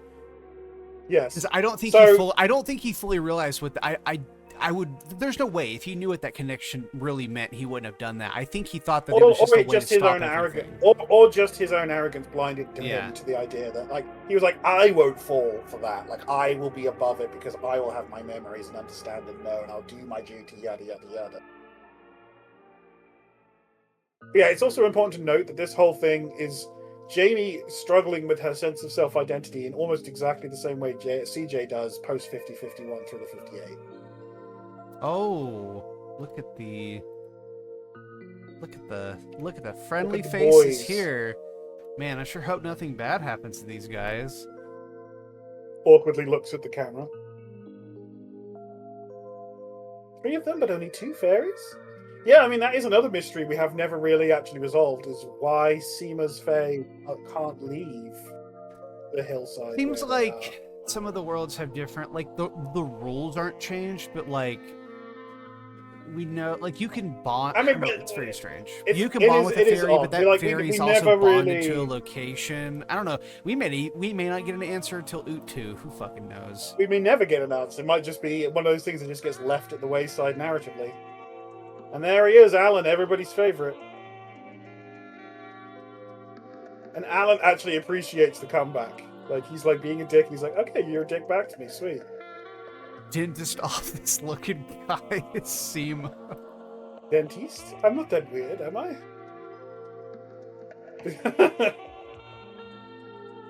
But this is a different Alan. He's not quite. He's still sharp edged, but he's not this is young Alan. This is young Alan. Yeah. Yeah, we do forget that Alan ages tremendously fast compared to everybody else. Decades. Like, yeah, well, I think we figured out it's like 30 years, nearly 30 years worth of time passes for him. Yeah.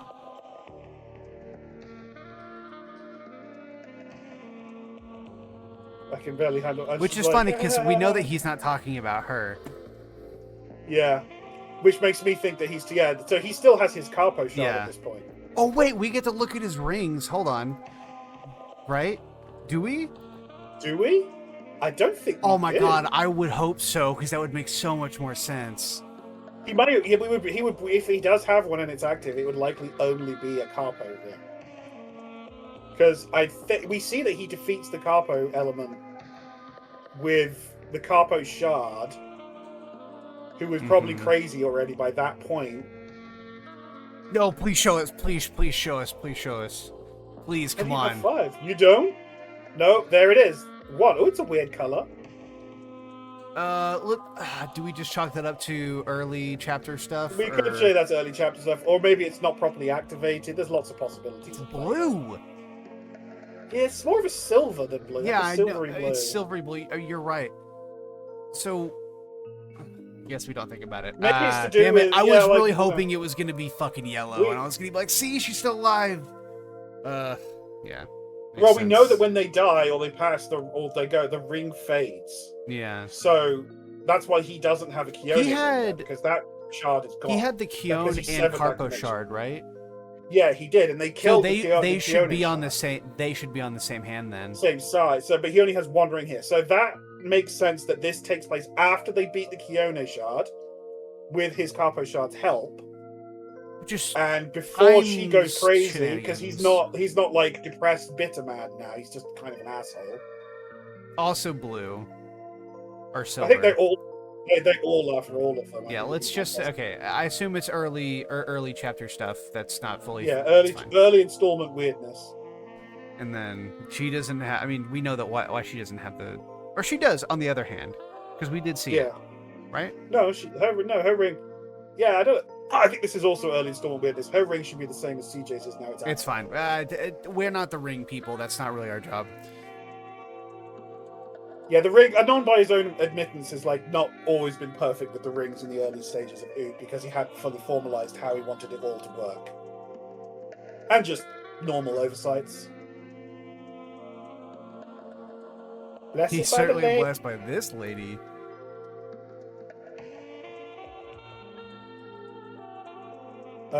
No, I'm not. And Mika's like, oof. Why? Because she's a... Oh, wait, we get that in this, don't we? We do. This is where we get the she was a her. Yeah, so he was Mystical. just like, yep, Yeah. a bond with my fairy. They would probably just call them spirits in the world he's from rather than fairies. If his world is sort of Mr. a CJ. Mr. Sheet. No, I can't do that. Not on the Oot Cast. No. We're gonna move on. No. Kaz Yes. isn't here. We'll save the racism. Woman. We've been looking at yet. We heard some weird pulsing. People talking about way upstate.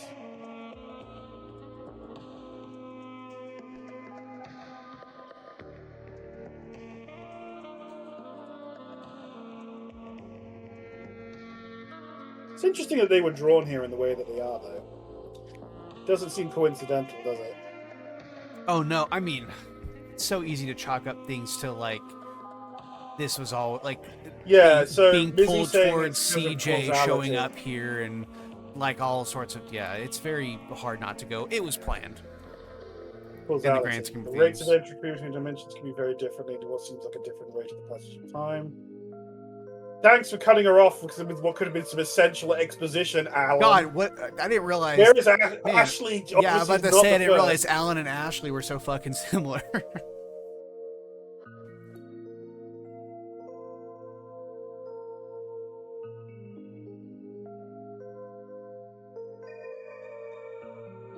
I mean, quite likely it's just Hayato visiting other worlds and then leaving those connections in place. Yeah, but this just gives us a little bit more. Those of us that forgot, showing us that Alan and her have been doing this for handling small scale stuff for at a least, while. relatively speaking, yeah. The implication, so the timeline for Alan seems to be that he and his Capo Shard beat the Keone Shard. She starts basically being spiritual policeman, and at some point in that time point, he finds Myrna and bonds with her. Mm-hmm. So at this point, he's presumably still with his Capo Shard. So Yeah. she actually but then she says that she came after? It's in between. Wait, so maybe this has happened?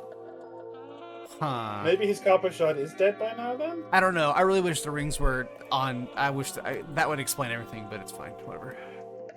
Because I swear that Myrna mentions that she didn't meet him until after his Capo Shard had died. Well, okay. I think we knew.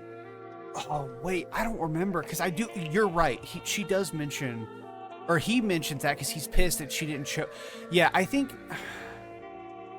No, because that's part of the reason why he's mad at her is because like she's supposed to be like the bound fairy to him that's supposed to be like like his perfect companion, and she was busy getting railed while he was busy fighting Keone, and then I presume if she came after Carpo Shard, then both of them would have died. No wonder fucking Alan's bad, dude. I mean, he doesn't seem quite so fucked up here, though. Like, you would think he'd be more I know. fucked So up closer I to know. the I Capo agree. He Shard. seems because this is the same outfit, by the way, that he has in the flashback that CJ sees. Yep. So like this literally could happen right after, and the next time we see Alan is at Seema's place with the low-key Mika wearing G. Yeah. No, just the G string. Sorry, just putting me out there. Anyway, wait, wait, what? Mika's wearing a G string. Look, you can see the string on her hip. Oh, okay. Just saying. You said it so fast I couldn't hear you. I'm just saying. But yeah, no, there are some oddities with the timeline for Alan, as far as we can now tell. If you didn't gather that already, guys, maybe we'll ask Anon about it at some point. Well, I don't know. It's either like it doesn't matter a whole bunch, but all it would do if it's the way that we think it is, in that she came after both of them disappeared or died or whatever. Honestly, it would even more solidify. Yeah, like why Alan acts the way he does, and I'd be like, damn. Like I don't agree with the way he's handling it, but like it becomes even more understandable. Yeah, I'm like, you can fuck. understand I'd be pissed. I mean, like, why wouldn't you be upset a little bit? You know? Like you could have helped me save her, or at least keep her around longer, and instead I had to kill her, or she's dead, or whatever. Yeah. Yeah. I mean, she basically, I don't know if that flashback's to be believed, she basically got fucking vanished off the face of the earth. That's God, so funny. Wait, the sky told you to find this place? You guys be smoking some strong shit over there. Oh, funny coming from you, mister. My dad's in the fucking sky. Told me Dad to go lives in the fuck these sky. women. Yeah. Yeah, okay. Yeah.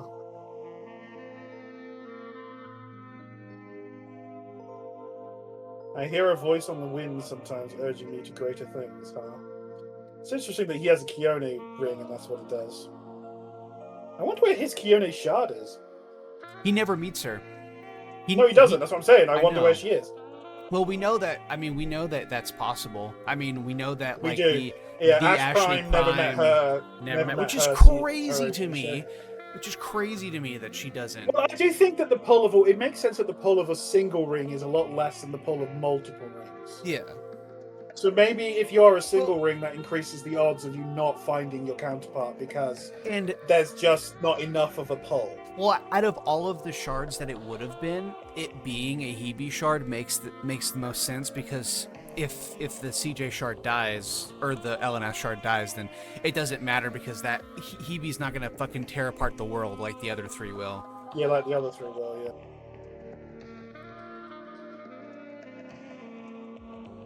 Hey, yeah.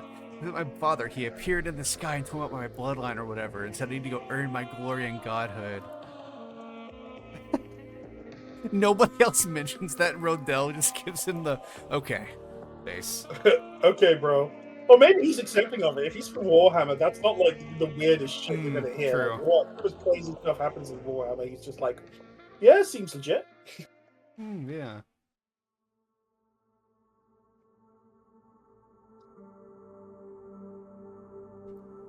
So yes, to clarify, this is a city in what is we would call Sweden. Although it's a city-state, so it's like a patchwork of mega city-states rather than like a major nation. It's just what we would call it would be the area of Sweden. But yeah, this is more of Mizzy's monologuing, where we learn that she lived 18 years of the whole 18 years of Jamie's life while she slept. But she appeared as an adult for the last 2 years in this place, and it was all just kind of compressed together. Which that is like such a mind fuck. All right. Do we need to go through this? Here we go. We should go through them all because it's all pretty relevant. Okay. Oh, look. Okay, so we do get to see the rings, although those are not the correct rings. No. This is, I think, a symptom of early weirdness.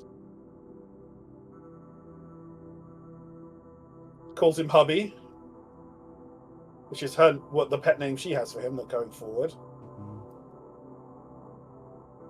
But it's really interesting that Mizzy here is very much resolved to die for Jamie. Like, Mizzy manifestly doesn't see herself as equal to Jamie.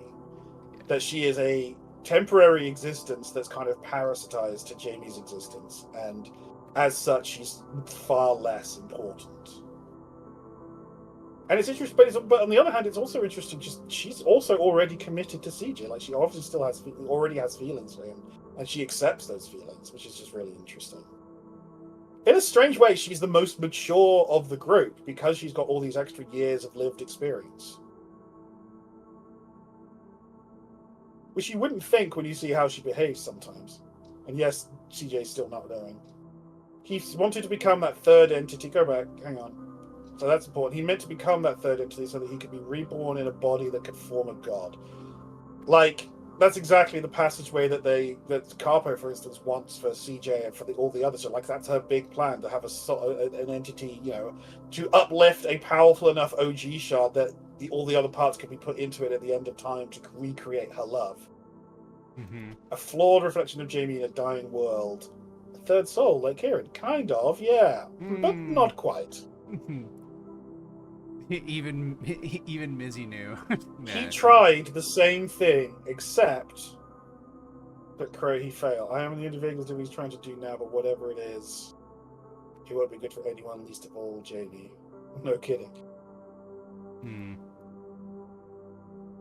Why is he doing all this?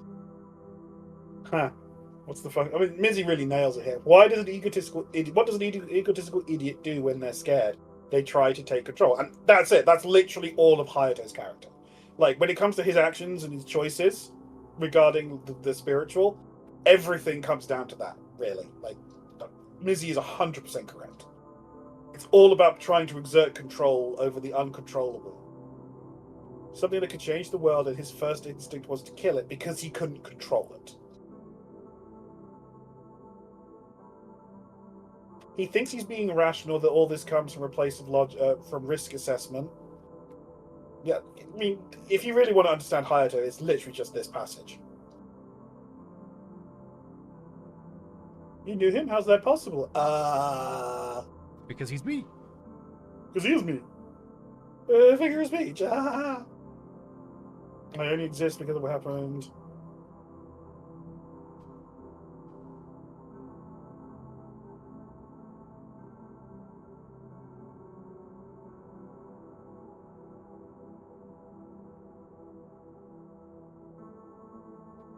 But yeah, I mean, Mizzy just affirming very much here that she is, she's prepared, fully prepared to sacrifice herself for this to try and fix things. And CJ, it's, I'll do it. I'm not used to these hormones. Further indicating that she's still getting used to being in a feminine versus masculine body. All those Hayato memories being like, yep, never had to deal with being a fucking woman. Estrogen and all that jazz. It's kind of shocking that Mizzy is as well put together mentally as she is when you consider how messy her existence is, really. That's vaguely incestuous overtones.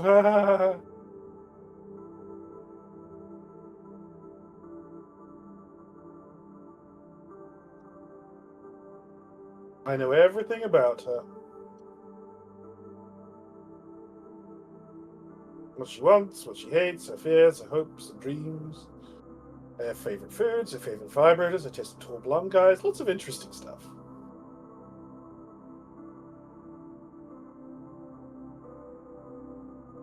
I wish I had. She had no idea I existed. Don't worry. It's really interesting. But that's the thing is, Mizzy doesn't understand because she doesn't see herself as a complete person. She doesn't understand that she should always have existed. So it's her belief that she's going to not going to survive this is couched in a false assumption built on her guilt and shame and, lessening of herself.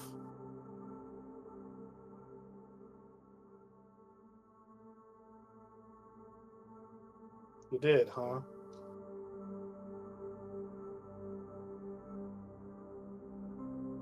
Yep, don't worry. Don't worry, Mizzy. Yeah, don't worry, Mizzy. We're already there.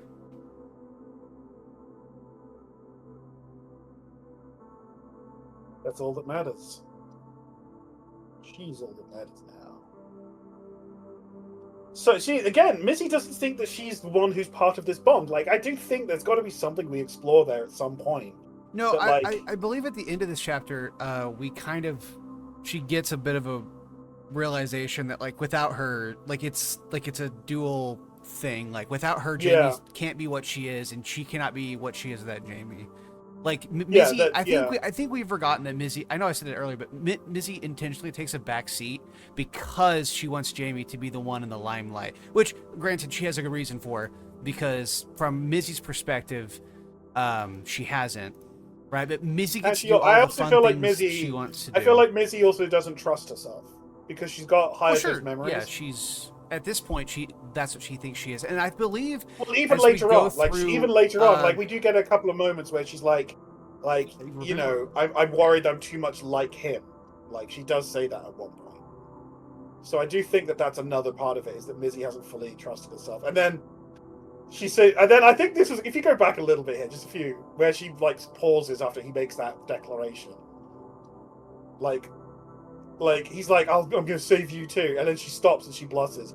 Like, a part of me is like, wow, that's possibly Mizzy realizing, holy shit, I'm into this guy and I was a dude not that long ago.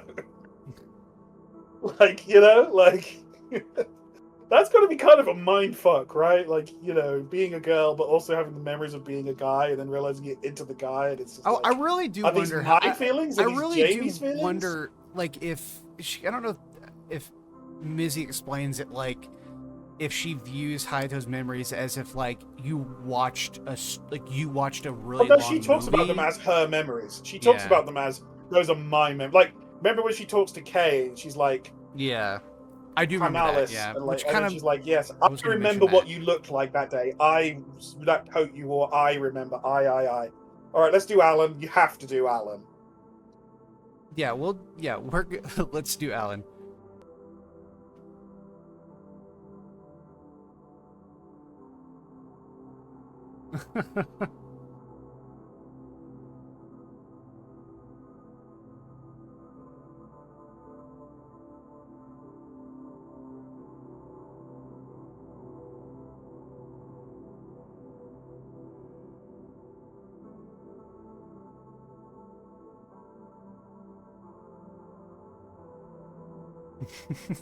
Do you guys have a moon?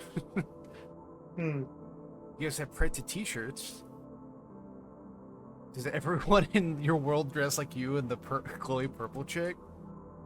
So this feels like such a younger version of Alan. He seems much more Yeah, upbeat in a lot of ways. no, because He's it still kind of is. he's still kind of an ass. But look, but that's what makes me think that his Carpo shard is still alive. Like, I feel like that was the defining turning point for his personality. Like he's most of what we see here in terms of his negative edges is that I feel more likely a cultural product. Like he seems to be from like The 1920s, 1930s equivalent. The next time we see him after this is during Leah's arc, I believe, when he mentions seeing her and like you remind me of Which I someone think I is used that to know. and that's been like years and years and years for him. Like, so I think we'll see how he acts because that would probably be the soonest. maybe. Okay, so here's a slightly alternate timeline of events that might make sense. Maybe he already has Myrna by this point, and he has his Carpo shard as well. But he still has his Carpo shard when he first meets Myrna. And he's not interested in her because he's monogamous to his Carpo shard, and monogamy is the norm in 1920s, 1930s era America, or would-be America. So, like, my thought process is that maybe Myrna is like away from him at the moment when his Carpo shard falls apart, and that's what he holds against her, is that she wasn't there, or that she just wasn't strong enough. Maybe it goes even further. Maybe it's even more unfair. Maybe she was there and she couldn't help him, so he's on like he resents her for not doing it, and that's why he treats her the way he does, alongside already looking down on her for being a whore and everything. Yeah, well, to me, it just really seems like it was like unfortunate circumstance for her because like, and then she becomes his emotional scapegoat for his self-loathing, basically. Well, it's like because from the way he talks here, he's like, yeah, we've been doing a bunch of like spiritual investigation stuff. And that's actually his job. Is he gets paid to go fix like. Well, he also says he's a broker as well, so it's his side gig. So because he mentions he's like, I've never done anything anywhere close to being this serious, right? Is like what he says. So it makes me think he does like small time stuff. All of a sudden he gets thrown in with Keone and Carpo, right? And they're both like the Keone attacking but him what he shit. says later, no, I don't think so. I think the problem with that is he says later on during the flashbacks. Well, I say it's all flashbacks during the sequence in 49, I want to say, where CJ meets Hebe for the first time, sort of. He says that he lied to everyone on that rooftop about having only one ring. So that implies, because he hates his Carpo ring, so he rejected it. So that to me implies that he's already killed the Carpo shard by this point. Otherwise, he would have 2 rings. Yeah, no, I mean that's fine.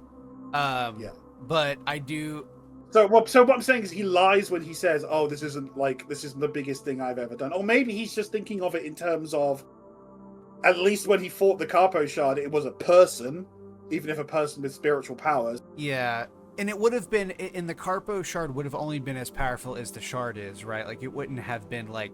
Yeah. We see a flash forward later when, during Keone's stuff, where Alan's like, yeah, you guys, like, we were in the... Like, she came back, and... Yeah, so my guess there is that might have just been Keone herself arriving even after her shard is dead, and she knows that world exists, maybe even because of this encounter. Like, she's with CJ at all times, remember?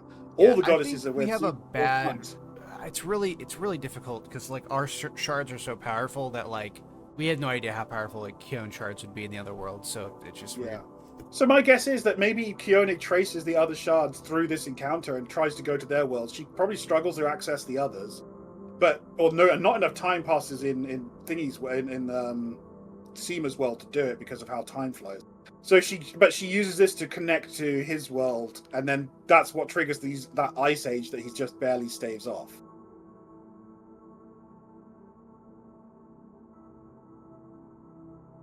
See, there was a global war just 30 years ago. My nation and its allies before my time at my pops fought in it. The Confederate States of Columbia. So this is kind of like they had a Great War, but no World War II, basically. I think. Me, a fucking Fed? No, thanks. Yeah, so he works in finance in New Lancaster, which I guess would be New York. Oh, well, he did until he became... So his full-time job is ghost hunting now. Over halfway to 30, and I'm back to living on the road with a girl who thinks she's a fairy. Huh. He doesn't mention his capo shop. No, Maybe but he's that... just Wait, her. no, but that makes me think... Well, because he does hide that fucking ring, because Niall even mentions, like, you've been hiding another color. Yeah. I'm over halfway to 30, and I'm back to living on the road with a girl who thinks she's a fairy, except this time she is. So that makes me think like that makes me think that the Carpo shard has already happened. Because who else would he be talking about? Because we know he didn't interact with the Kion shard at all. Well, except to kill her, apparently. Yes, but you know what I mean. Like, why would he didn't live with her on the road? I mean, it depends. Maybe he knew the Kione shard for a while. She's not on drugs either. Oh my god. I don't know. Maybe Alan's just hiding stuff. Wait, maybe that was just another random woman, to be fair. He is 25, or he's 35. No, he's halfway to 30. So he's like in his 20s. Oh, I'm over halfway to 30. Okay, I see. Yeah, you're right. I read that. So he's like, so I would guess that he's in his 20s, like early to mid 20s. So I think he still has his Carpo shard at this point. Shit to be young. But then he says shit to be young again? Dude is 25! And he's saying that. Maybe Alan really is the bad guy or something. I don't know. Like, what is this delusional talk here? I mean, maybe, I don't know, man. I don't know.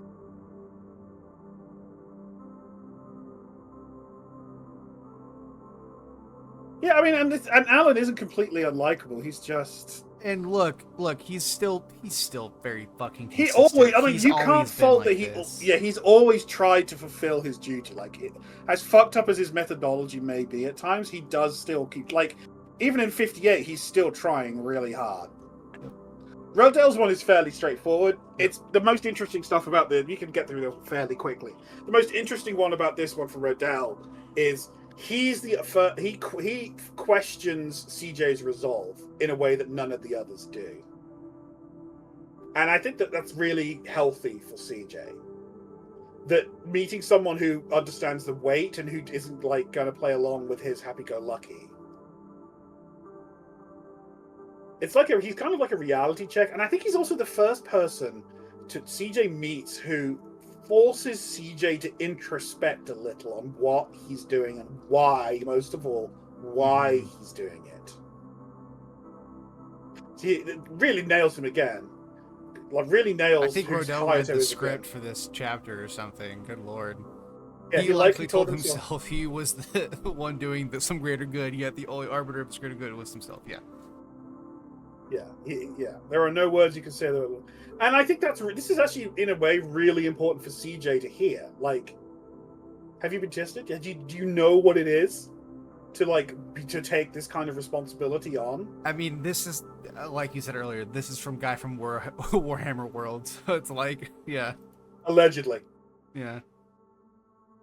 But yeah, like, he comes from Pretonia in Warhammer, and like, dude, anyone who knows anything about Warhammer Fantasy will tell you that everywhere is fucked. Like, it's an awful place to exist. And Rodell's whole life is riding out to save and help people as best as he can and hold back the dark. Bridget, you can see why Bridget is so important to him, though. Like, she is literally a sort, like, a beacon of hope and kindness in an incredibly dark setting. Yeah, they've seen a lot in our time together. Yeah, in the Warhammer world, no fucking kidding. Maybe I'm saying how big. Yeah, no, and that's good. See, look, go back one. Like, she even says that's very introspective of you. Like, and I think this is the first time CJ really tries to introspect on himself in this way. He cares. He takes what's. Yeah, that's why he's the way he is. He takes this very seriously.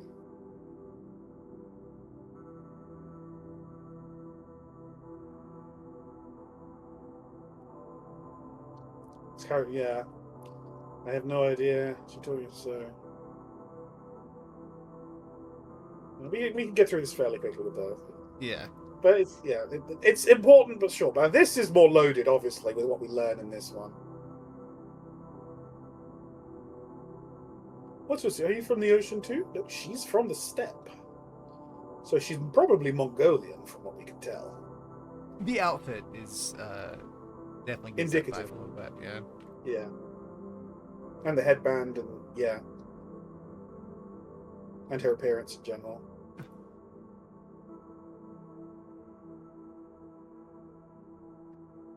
All fairies absorb the natural energy. See, we actually learned some interesting stuff about Faye from her, just in general. She's very knowledgeable. She seems to be kind of roughly analogous to Prince Dana. Mm-hmm. That was for years now. So she's had this body for a while. She's been human for a while. Human by a god? I have no idea. Maybe. Lying in a field by a road. About a year later. Yeah, I'm really wondering if that's like she formed because Alan finally needed her. Or something. Maybe his Carpo ring activated? Like I don't know, like it doesn't really matter which one came first, but like assuming that the Carpo thing stuff happened beforehand, it would make sense. I do wonder if the Fae are kind of like set to meet their companion when they hit maturity. Yeah, I mean, that's definitely possible because honestly, it may not be hard set rules. Because, like, Seema's companion has been there forever, right? She appears randomly when we know he's already had a connection to the other two. We can't use CJ as an example at all because that's fucking ridiculous. Such a twisted set of circumstances. It's not even. Yeah, so I mean, it may not be completely set in stone. It seems like it's just whenever they're needed. Kind of seems to be the case. I mean. Who knows? Once we connected, no matter how learning. I think I've just really sort of, if you pause for a second, I think I really gained a better understanding as to why Myrna's so attached to Alan. If Myrna or Miko, however you want to call her, how is that old? Like, if she's like Prince Dana old, right? And she's lost her sisters by the time she's manifested. Well, okay, she didn't say she. Okay, that was something I noticed that she said, but she didn't say she lost them. She just says she misses them. That makes she mentions later on that she lost them. In she a similar does. Way okay. I thought that was I thought that was some clever Anon being like, oh well, Myrna says she doesn't know. Like she no, I think it's when they meet again in Leia's arc. She mentions it that they don't. Because that's when they make the compact to form a new faith, circle with each other. I think because none of them have their sisters. I'd be willing to put money on. I'm wondering. I'm thinking that she connects so much to Alan, becomes so codependent on Alan, because he's the first person she's been able to connect with since she lost her sisters, and it's a replacement for that dynamic, right? Sarah was ready to give up and die after a century or less of being without her sisters, decades at least. If Myrna's been without her sisters for centuries upon centuries, and then suddenly gets this connection to this guy. Wait, but we don't know that, do we? Sarah's 300 years old. No, I know, but we don't know when. Okay, we know when Sarah did, but Myrna, She doesn't mention. Mjolnir's implied to be really old. I know, but we don't know when she loses her sisters. Is my point. That's the only part. Yeah, but I'm thinking it would make sense if it takes place over a much longer period of time. Is what I'm saying, considering what we know. Because Mjolnir is really fucking old, and even if she didn't, even if it's fairly recent, having had those bonds for thousands of years and then being without them over the relatively short period of a century or two, is going to be incredibly damaging. And then it's like, so of course that she's going to latch onto that feeling when it comes along again, even if it's in a really fucked up way, like she has with Alan. Look, we get it explained to us again. Well, a bit more detail this time. But in a possessive sense, that's an important mention. Like, you're my star in the sky.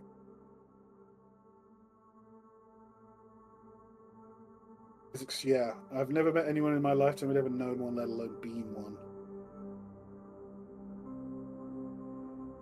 I could never have believed it. What is the alternative though? They keep saying that though. That's interesting. Other Fae. You can say that with other Fae. Because it's said that when the Fae die, they just reincarnate. Their magic goes back into the land, and eventually new Fae form from it. So that's saying if you're Elin Nin with another Fae, then you'll never reincarnate. Like once either of you ends, you both end, and that's it.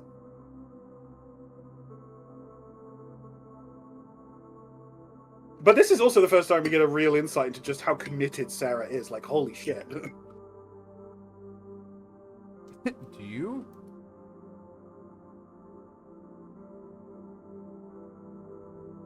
And yeah, I mean, this is also important for Sarah and for CJ.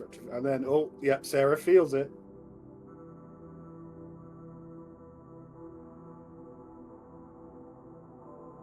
And here comes the part that made so many people hate Alan for the longest time. Even before what happens later. It requires both sides to some negative experience with humans since it became one.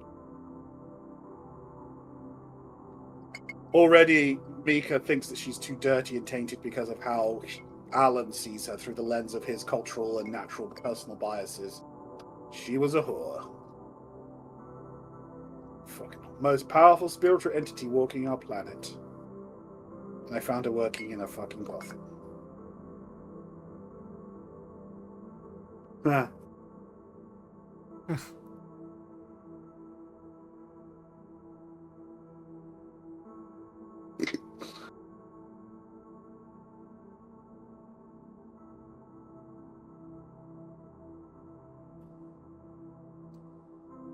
Yeah. See, that's what kind of adds to the theory I was saying earlier, that she was so incredibly lonely. And then Alan comes along and she gets the bond she always wanted, but it's with someone who sees her with... I mean, it's such a twisted up thing. Miona moves my heart in a way that few of the other characters, like in any media, do, because she's just so pure in her intentions and yet just never manages to, so far at least, get what she needs. Yeah, it really sucks because, like, the Fae don't understand, like it's hard. They don't understand the human nuances. It's really hard to fucking, like, I think, like, it's like, I don't know how to, like, it's so fucking bad because, like, I can't, like, I think Alan's overreacting, but, like, oh, he hugely is, but at the same time, at the same time, I'm like, I mean, well, he's not like. 100, like, he's not, I don't know, you could be nice, you could be more, you could be kinder about it. You can understand, no. I agree completely, like, he's wrong. He's just straight up wrong to treat her the way he is. There's no question about it. There's no prevaricating. But you understand why he is the way he is. I know. Because he's from, like, the 1920s and 30s, like... Yeah, but like, I do think exactly the first thing he mentions after calling her a whore is, like, the most powerful spiritual entity walking the planet, and I found her in a brothel. And I'm like, yeah, that kind of does put it into perspective, like... But, like, she doesn't, like, it's really hard but he obviously blames I feel like it's so hard to be mad at the Fae whenever she clearly doesn't fucking understand anything. None of them have. Like, all of them don't understand how humans do human things. Hold it against her and continue to blame her for it is the problem. I mean, like, I understand if Alan is like, yeah, I'm just not interested. What, like, that's his right. That's fine, I guess. but like he must have continued to like belittle her about it in order for her to get this way Well, about it. she's feeling all of his feelings, and he just casually mentions it in front of a bunch of strangers that she was a whore. Like he doesn't like he could have just kept quiet. He could have just let it go. No, he had to shame her in front of all of those people. Mm-hmm. That's really fucked up. And so he's punishing her for it. And what's so funny is this is his reaction to this, and I don't even believe he knows the like depth in which that they're connected. He doesn't want to know. He doesn't understand it. He doesn't want to understand because he's so wrapped up in his own romance and he's he's got his own issues. Like he's a dickhead. He's kind of a dick. He's not like a monster in the same way that like Hayato is, but he is kind of a dick. This is a fairly innocuous conversation. It's more you just learn a bit about that. You learn a bit, basically just more by implication than anything that he is. Yeah, Fuku Yuanming, which is a figure from Chinese folklore. So we should kind of makes that connection later on. And he's kind of turned his back on the world. He turned himself to a hermit, and it's kind of probably low key implied that he, at least part of that was because of his sexual preferences. Like if he was expected to inherit, he would be expected to take a wife, and clearly he's not interested. Yeah, I mean, and he just wants to be free and just travel the world and learn and consume knowledge. I feel like it's the world being like, yeah, hear me out. What if I give you immortal femboy? And he's like, fuck. I can't really fault him for taking it. He's like, oh, such a hard decision, I guess. It's fucking hilarious, though.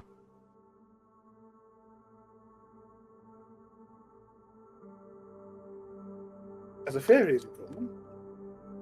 yeah, it probably means there aren't that many fairies in his world, or at least they're seen as something else, or like another type of entity. He said, yeah, they're not. He says the fairies of his world are not free to travel. So, no, he's talking about that they as an individual. He's keeping that gender neutral. No, but to avoid. Yes, I have a fairy. He did say they. Yeah. Okay, fair enough. Yep. He pronounced she really strangely. Dude, see, I hate this, dude. I don't hate that it. Like, I don't hate the story with CJ doing that. It's just so fucking frustrating. It's so annoying. I hate it. I don't enjoy this. I don't enjoy this part of CJ's ignorance. Merely a jest, my friend. You think he talks like that the whole time? I'm not sure what this ring is for. Apparently, they connect you to your soulmate. Or in your case, well, I'm not going to do a Chinese accent because damn, that ain't going to end well for me. Yeah, no. Well, I'll get Kaz in for that. It's fine. God damn it. I could wingman for you. Wait. Wait. Kieran. This is an important little conversation for Kieran on an emotional level. Like, she's doing something for someone else for, like, possibly the first time, and she also opens up to CJ here in the way that she's... Oh, look, and her name turns green here. Yeah, I'm feeling small. Oh, that's because that's Kieran. Is Masaki, okay. Kieran is speaking for both of them at that point. Yeah. It was always contained. One person at a time, one idea, one thought, but now... They're fighting something that has killed tens or hundreds of thousands of people. And now they're working at a scale of cosmic power. Like, we're at 58, and this is like small potatoes in terms of potential consequences. Well, I mean, to be fair, their first interaction with this stuff would have been Crow, who is... At a school, yeah. Yeah, who should be more powerful than Grandpa, so... You just can't bring your power to bear in a real world. Yeah, that was a really important line from CJ. I mean, how much of that is CJ being CJ, and how much of that is the instilled values? Is there really a difference? Yeah. Again, like it's a question that is almost impossible to decipher a real answer for, because, and does it really matter? Like, if you do a good thing, if you are a good person, does why you are a good person matter as much as the fact you're a good person? right? Like there's a lot of fodder to discuss there. I don't know. That one's debatable. Yeah, that's what I'm saying. There's like a lot to discuss there. Like, I mean, that's kind of the point that's being made. Like, if you can't discern a difference, you know. Ding ding, right thing. He's staring at her legs. It's staring at her ass. It's nice. It's a real big pain in the fucking ass. See, Kieran obviously talking about herself. It must be so hard to be compassionate to those who scorn you, which is the low-key explanation as to why Kieran cannot see spirit chains. Yeah. It's very hard to be compassionate to others when you've not known compassion yourself.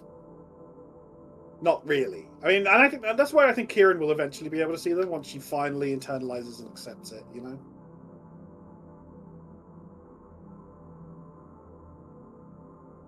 Kieran's come a long way on her journey. I wonder if she may be able to see them even now. Crow would never be able to do what we're doing right now. Isn't that right, and Kieran? That's true. And that's 100% true, because Kieran is the original, like the last piece of the original Crow in a lot of respects. She's the last piece of the original Crow, which is like the part of her that still was able to care about anyone except Eleanor.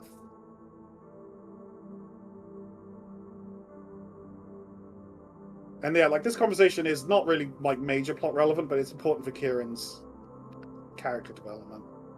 I'm glad that you're here. Like just hearing someone say that, someone like CJ, who she obviously respects immensely at this point. I'm glad that you're here. Right. Thank you, ladies and gentlemen. That was part 1, because again, 22 long chapter. A really long chapter, and oh boy! So, but don't worry, we'll have part 2. You'll get into it, and we'll finish up the rest of 22.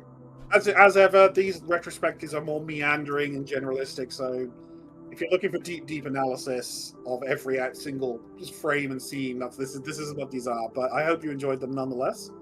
Yeah, we just going over the main story, getting that solidified down. That way, you know, when we have drawing connections, this discussion about 22 again for the 50th time in the fucking Discord, you know, just wonderful.